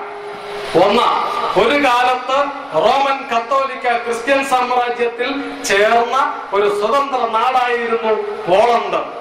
അതിന്റെ തലസ്ഥാന നഗരമായ വാഴ്സ റഷ്യക്കാർ ആദ്യമായി പിടിച്ചടക്കിയപ്പോൾ 1-ാം ലോക മഹായുദ്ധത്തിൽ അവർ ഈ പ്രധാന ചത്വരത്തിൽ ഒരു പൗരസ്ത്യ വിശ്വാസ പള്ളി, ഈസ്റ്റേൺ ഓർത്തഡോക്സ് കത്തീഡ്രൽ സ്ഥാപിച്ചു. ഭരണകർത്താക്കൾ തങ്ങളാണെന്ന് പോളണ്ടുകാരെ നിരന്തരമായി ഓർമ്മിപ്പിക്കുന്ന ഒരു പ്രത്യക്ഷ പ്രതിഷ്ഠയായിട്ടാണ് റഷ്യക്കാർ ഇത് നിർമ്മിച്ചത്. 1918 പോളണ്ടിന്റെ സ്വാതന്ത്ര്യം പുനഃസ്ഥാപിതമായപ്പോൾ അവർ ഈ പള്ളി പൊളിച്ചെറിഞ്ഞു. ഞാൻ പോളണ്ട് സന്ദർശിച്ച കാലത്ത് ഈ പൊളിച്ചെറിയൽ കഷ്ടിച്ച് കഴിഞ്ഞിട്ടേ ഉണ്ടായിരുന്നുള്ളൂ. ഈ റഷ്യൻ പള്ളി പൊളിച്ചെറിഞ്ഞതിന് പോളിഷ് ഗവൺമെന്റിനെ ഞാൻ വലുതായി കുറ്റപ്പെടുത്തുന്നില്ല. റഷ്യക്കാർ ഈ പള്ളി കെട്ടിയത് മതത്തിനു വേണ്ടിയല്ല, രാഷ്ട്രീയത്തിനു വേണ്ടിയായിരുന്നു.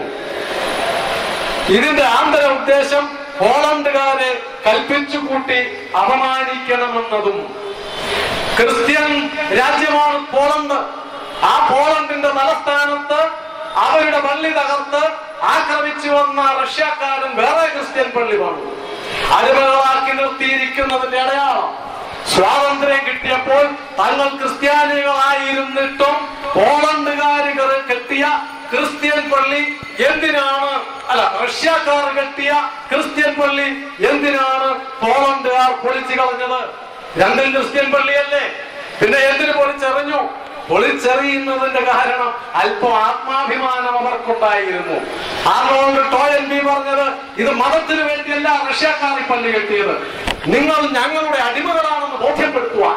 അതുകൊണ്ട് ആ അടിമത്വത്തിന്റെ ചിഹ്നമാണ് പോളണ്ടുകാർ പൊളിച്ചെറിഞ്ഞത്. അദ്ദേഹം പിന്നീട് പറയുന്ന വാക്യം ഇന്ത്യക്കാരോടാണ്. ഔറംഗസീബ് ഈ 3 പള്ളികളും, അതായത് കാശിയിലെ 2 പള്ളിയും മധുരയിലെ ശ്രീകൃഷ്ണ ക്ഷേത്രം തകർത്ത പള്ളിയും, ഈ 3 പള്ളികളും കെട്ടിയതിന്റെ ഉദ്ദേശം തന്റെ രാഷ്ട്രീയ വിരോധികളെ കൽപ്പിച്ചുകൂട്ടി അപമാനിക്കുന്നതിന് വേണ്ടി അത്രേ. വാഴ്സ നഗരത്തിന്റെ മധ്യഭാഗത്ത് വിശ്വാസപ്പള്ളി കെട്ടുന്നതിന് റഷ്യക്കാർക്കുണ്ടായിരുന്ന അതേ ഉദ്ദേശം ഹിന്ദു മതത്തിന് ഏറ്റവും അഭിവന്ദ്യമായ സ്ഥലങ്ങളിൽ പോലും മുസ്ലിം ഗവൺമെന്റ് അധികാരത്തോടെ ഭരിക്കുന്നുവെന്ന് ചൂണ്ടിക്കാണിക്കുകയായിരുന്നു ഈ 3 പള്ളികളുടെയും ഉദ്ദേശം എന്ന് ടോയൻബിയ പറയുന്നത്. അദ്ദേഹം പറഞ്ഞത് ഒരു വാക്യമിത, ഔറംഗസീബിന്റെ പള്ളികളെ പരിരക്ഷിച്ചു വരുന്ന നിങ്ങളെക്കാൾ, നമ്മളെക്കാൾ, ഇവിടെ ഇരിക്കുന്ന നമ്മളെ ഓരോരുത്തരെ ചൂണ്ടിയാ പറയുന്നത്, ഔറംഗസീബിന്റെ പള്ളികളെ സംരക്ഷിച്ചു വരുന്ന നിങ്ങളെക്കാൾ റഷ്യക്കാർക്ക് തന്നെ യശസ്കരമായ വാഴ്സയിലെ സ്മാരകം നശിപ്പിച്ച പോളണ്ടുകാരല്ലേ ഒരു പക്ഷേ വാസ്തവത്തിൽ ദയവുള്ളവരെന്ന് പോലും എനിക്ക് തോന്നിയിട്ടുണ്ട്. പോളണ്ടുകാർക്ക് ആത്മാഭിമാനം ഉണ്ടായിരുന്നു എന്നർത്ഥം. മതമല്ല പ്രശ്നം. ഇത് ഈ നാട്ടിലെ മുസ്ലിങ്ങൾ പൊളിച്ചു കളയേണ്ടതായിരുന്നു. ബാബർ കെട്ടിയ, ഔറംഗസീബ് കെട്ടിയ, അതുപോലെയുള്ള ആക്രമണകാരികൾ തകർത്ത് കെട്ടിയ കെട്ടിടങ്ങൾ ഈ നാട്ടിലെ ഇന്ത്യൻ മുസ്ലിങ്ങളായിരുന്നു 1947 ശേഷം പൊളിച്ചെറിയേണ്ടിയിരുന്നത്. അങ്ങനെ ആയിരുന്നെങ്കിൽ എത്ര അഭിമാനം ഉണ്ടാകുമായിരുന്നു. അത് ഈ നാടിന്റെ അടിമത്വത്തിന്റെ അടയാളമാണ്, ഞങ്ങളെ കീഴടക്കിയതിന്റെ ചിഹ്നം, അതിവിടെ വേണ്ട എന്ന് പറയുകയായിരുന്നില്ലേ വേണ്ടിയിരുന്നത്? അങ്ങനെ പറയുന്നതിന് പകരം അത് നമ്മുടെ മതേതരത്വത്തിന്റെ മകുടമാണ് എന്ന് പറഞ്ഞ് ഈ നാടിനെ മുഴുവൻ അപമാനിക്കുന്നവരല്ലേ രാജ്യദ്രോഹികൾ. ഇങ്ങനെ നാടിന്റെ അപമാന സ്തംഭങ്ങളാണ് വലിച്ചെറിയേണ്ടത്, അഭിമാന സ്തംഭങ്ങളാണ് ഉയർത്തേണ്ടത്. അങ്ങനെ ചെയ്തിട്ടുണ്ട് ലോക ചരിത്രത്തിൽ. പോളണ്ട് ചെയ്തതുപോലെ സ്പെയിനിൽ ചെയ്തിട്ടുണ്ട്. കുരിശ് യുദ്ധകാലത്ത് തുർക്കി ആക്രമിച്ച് കീഴടക്കി സർവ്വതും നശിപ്പിച്ചു. സ്പെയിനിലുണ്ടായിരുന്ന ക്രിസ്ത്യൻ പള്ളികൾ മുഴുവൻ തകർത്ത് കളഞ്ഞു. അവിടെ മുഴുവൻ മുസ്ലിം സ്ഥാപനങ്ങൾ കെട്ടി. നൂറ്റാണ്ടുകൾക്ക് ശേഷമാണ് സ്പെയിൻ സ്വാതന്ത്ര്യം നേടിയത്. സ്വാതന്ത്ര്യം നേടിക്കഴിഞ്ഞപ്പോൾ അവിടെ ഉണ്ടായിരുന്ന എല്ലാ മുസ്ലിം മതസ്ഥാപനങ്ങളും അവർ പൊളിച്ചെറിഞ്ഞു. അത് ഇസ്ലാം മതത്തിനോടുള്ള വിരോധം കൊണ്ടല്ല, പിന്നെയോ തങ്ങളെ കീഴടക്കിയ തുർക്കിയെ വെല്ലുവിളിച്ചുകൊണ്ട് ആ തുർക്കിയോടുള്ള വിരോധം തീർക്കുവാൻ അവരുടെ കെട്ടിടങ്ങൾ പൊളിച്ചെറിഞ്ഞ ചരിത്രം സ്പെയിനിലുണ്ട്, ക്രിസ്തു മതത്തിനുണ്ട്. അത് തെറ്റാണോ? അപ്പോൾ ഉള്ള ഒരു ചോദ്യം വേറെയും ഇങ്ങനെ ചോദ്യമാണല്ലോ നാണം കെടുത്തുന്ന ചോദ്യം. പിന്നത്തെ ചോദ്യം, നൂറ്റാണ്ടുകൾക്ക് മുമ്പ് നടന്ന തെറ്റ് തിരുത്താൻ പാടുണ്ടോ എന്നാ. വേറെ ഒരു തെറ്റുകൊണ്ട് തിരുത്താൻ പാടുണ്ടോ എന്നാ. വേറെ ഏതാ തെറ്റ്? എന്റെ വീട്ടിലുള്ള അമ്മയെ ആരെങ്കിലും പിടിച്ചുകൊണ്ടുപോയി കുറെ വർഷം കഴിഞ്ഞ് ഞാൻ തിരിച്ചു പിടിച്ചു, അപ്പൊ അതുകൊണ്ട് അത് പാടില്ല, ഒരു ഒത്തുതീർപ്പ്, പപ്പാതി, അങ്ങനെയാണോ? സ്വത്ത് കൊള്ളയടിച്ചാൽ പപ്പാതി, അങ്ങനെയാണോ? അങ്ങനെയാണോ വേണ്ടത്? അത് തിരിച്ചെടുക്കണം. ബലമുണ്ടാകുമ്പോൾ, മക്കൾക്ക് ബലമുണ്ടാകുമ്പോൾ അമ്മയ്ക്ക് സ്വാതന്ത്ര്യം നേടിക്കൊടുക്കും. അതാ പാരമ്പര്യം. അത് പങ്കുവയ്ക്കുകയല്ല. എത്ര കാലം കഴിഞ്ഞാലും അതാണ് ആണവത്തിന്റെ ലക്ഷണം, അതാണ് പൗരബോധത്തിന്റെ ലക്ഷണം. അവരോട് ഒരു കാര്യമേ ചോദിക്കാനുള്ളൂ. അങ്ങനെയാണെങ്കിൽ 2 നൂറ്റാണ്ടുകാലം ഭരിച്ചല്ലോ ബ്രിട്ടീഷുകാർ, ഏതായാലും ഇത്രയും കാലം ഭരിച്ചു, ഇനി അവരങ്ങ് ആയിക്കോട്ടെ എന്ന് വെച്ചാൽ പോരായിരുന്നോ? എന്തിനാ ഈ ആയിരക്കണക്കിന് ആൾക്കാർ സമരം നടത്തിയത്? എന്തിനാ 10,000-കണക്കിന് ആൾക്കാർ ജീവൻ ബലി കൊടുത്തത്? മഹാത്മാഗാന്ധി വിഡ്ഢിയായിരുന്നോ? സ്വാതന്ത്ര്യ സമര സേനാനികൾ വിഡ്ഢികളായിരുന്നോ? 2 നൂറ്റാണ്ട് സമരം നടത്തിയത് എന്തിനാണ്? ബ്രിട്ടീഷുകാരെ തന്നെ ഏൽപ്പിച്ചപ്പോൾ അങ്ങനെ ഏൽപ്പിച്ചു. 47 സ്വാതന്ത്ര്യം കിട്ടിയപ്പോഴും പരമാധികാരിയായിട്ട് ഗവർണർ ജനറലായിട്ട് വെച്ചത് ബ്രിട്ടീഷുകാരെ തന്നെയാണ്. അത് നമ്മുടെ ഒരു ഗതികേട്. നൂറ്റാണ്ട് എത്ര കഴിയുന്നു എന്നുള്ളതല്ല മാനദണ്ഡം. അപമാനം എത്ര നൂറ്റാണ്ട് കഴിഞ്ഞാലും തിരുത്തപ്പെടേണ്ടത് തന്നെയാണ്. അതായിരുന്നു ഇന്ത്യയിലെ മുസ്ലിങ്ങളും ഈ നാട്ടിലെ എല്ലാവരും ചെയ്യേണ്ടിയിരുന്നത്, കക്ഷി രാഷ്ട്രീയ ഭേദമന്യേ. അതുകൊണ്ട് അപമാനത്തിന്റെ അടയാളം വലിച്ചെറിയേണ്ടത് ഈ നാടിന്റെ മോചനത്തിന്റെ ലക്ഷണമാണ്, ഈ നാടിന്റെ അഭിമാനത്തിന്റെ അടയാളമാണ്. മഹാക്ഷേത്രങ്ങളുടെ പങ്ക് മറ്റു പലതരത്തിലുമുണ്ട്. ക്ഷേത്രം ആരാധനയ്ക്ക് മാത്രമല്ല എന്ന് ഞാൻ പറഞ്ഞു. മഹാത്മാഗാന്ധി പറഞ്ഞു, ഹിന്ദു സ്വരാജ് എന്ന് പറയുന്ന അദ്ദേഹത്തിന്റെ ഗ്രന്ഥത്തിൽ പറഞ്ഞ ഒരു വാക്യം മഹാക്ഷേത്രങ്ങളുടെ പ്രാധാന്യം ഇന്ത്യക്ക് എത്രമാത്രമുണ്ട് എന്ന്. അദ്ദേഹം പറഞ്ഞു, നാം ഒരു രാഷ്ട്രമാണെന്ന് പറയുമ്പോൾ നമുക്കിടയിൽ ഭിന്നതയൊന്നും ഇല്ലായിരുന്നു എന്നർത്ഥമില്ല. എന്നാൽ ഭാരതത്തിലെ മഹാപുരുഷന്മാർ കാൽനടയായോ കളവണ്ടിയിലോ രാജ്യം മുഴുവൻ സഞ്ചരിച്ചിട്ടുണ്ട്. അവർ പരസ്പരം ഭാഷകൾ പഠിച്ചു. അവർക്കിടയിൽ അകൽച്ചയില്ലായിരുന്നു. തെക്ക് രാമേശ്വരത്ത് സേതുബന്ധനം നടത്തിയ നമ്മുടെ പൂർവികരുടെ ഉന്നം എന്തായിരുന്നു? കിഴക്ക് ജഗന്നാഥം, വടക്ക് ഹരിദ്വാരം തുടങ്ങിയ പുണ്യകേന്ദ്രങ്ങൾ അവർ സൃഷ്ടിച്ചു.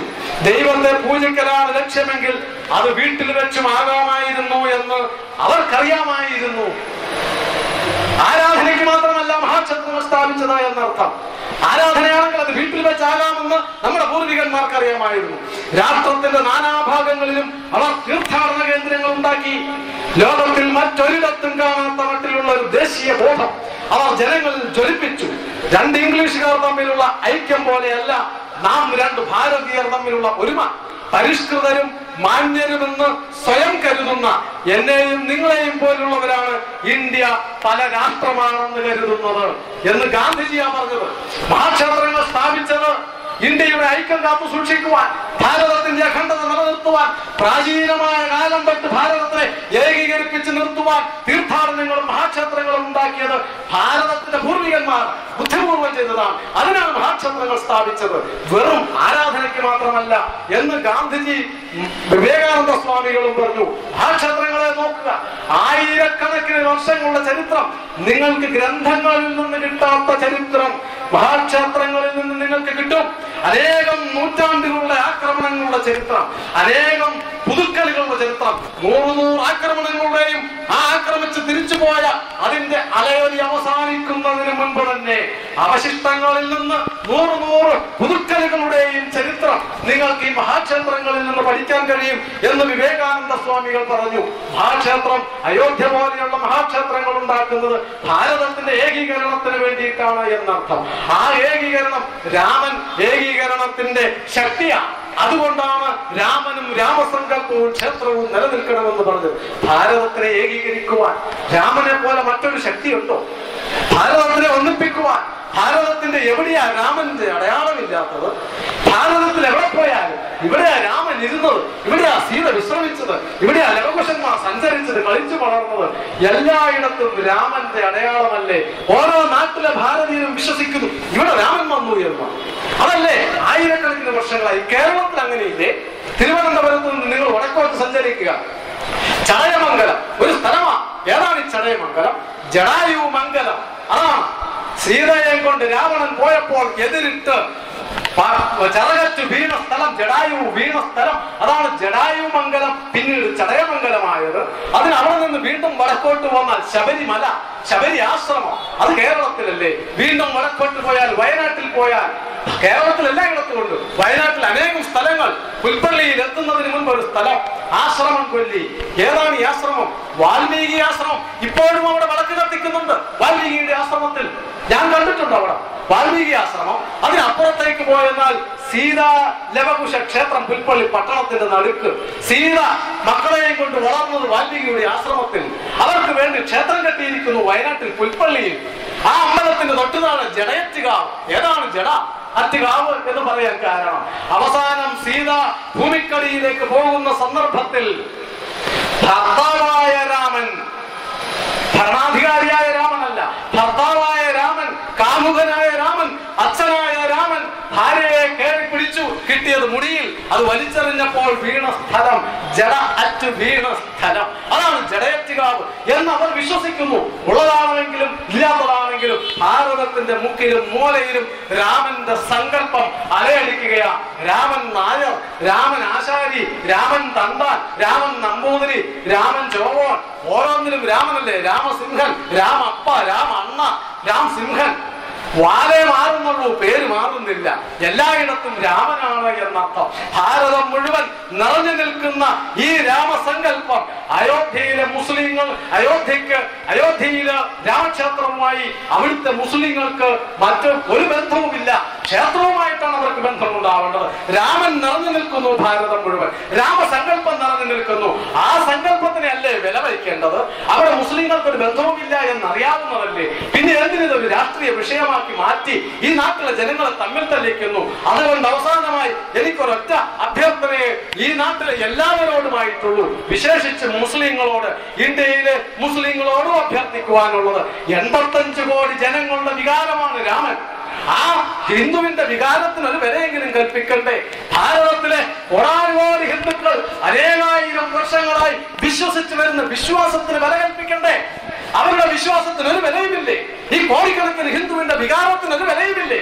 ആ വികാരത്തിനെ മാനിച്ചുകൊണ്ട്, ആ വിശ്വാസത്തിനെ അംഗീകരിച്ചുകൊണ്ട്, ഈ ചരിത്രത്തിനെ അംഗീകരിച്ചുകൊണ്ട്, ഈ ശാസ്ത്രത്തിനെ വിശ്വസിച്ചുകൊണ്ട് നമ്മുടെ മുഴുവൻ ഭാരതത്തിന്റെ നന്മയ്ക്ക് വേണ്ടി, ഈ നാടിന്റെ പുരോഗതിക്ക് വേണ്ടി, ഈ നാടിന്റെ ചരിത്രപരമായ നിലനിൽപ്പിന് വേണ്ടി ചരിത്രത്തെ മുഴുവൻ മനസ്സിലാക്കിക്കൊണ്ട് ഭാരതത്തിന്റെ ഏകീകരണ ശക്തിയായ രാമനെയും ആ രാമന്റെ ക്ഷേത്രമായ അയോധ്യയിലെ രാമക്ഷേത്രത്തെയും പുനർനിർമ്മിക്കുവാൻ ഈ നാട്ടിലെ 115 കോടി ജനതകളും അതിൽ 15 കോടിയിലധികം വരുന്ന മുസ്ലിങ്ങൾ അടക്കം നമുക്ക് ഒന്നിച്ചു നിന്ന് രാമക്ഷേത്രം പണിയാം. ഈ നാടിന്റെ അഭിമാന സ്തംഭമായി നമുക്ക് ഒന്നിച്ചു നിന്ന് രാമക്ഷേത്രം പണിയാം. ഈ നാടിന്റെ ഐക്യത്തിന്റെ പ്രതീകമായി നമുക്ക് ഒന്നിച്ചു നിന്ന് ഈ മഹാ ചരിത്ര സ്മാരകം നിർമ്മിക്കാം. ഈ നാടിന്റെ ആത്മാഭിമാനത്തിന്റെ അടയാളമായി. അതിനുവേണ്ടി ഈ നാട്ടിലെ സർവരും ഈ കവലന്മാരായ രാഷ്ട്രീയക്കാരുടെ കാവത്വത്തിൽ വീണുപോകാതെ നിങ്ങൾ എല്ലാവരും സഹകരിക്കണമേ എന്ന് പ്രാർത്ഥിച്ചുകൊണ്ട് ഞാൻ അവസാനിപ്പിക്കുന്നു. നമസ്കാരം.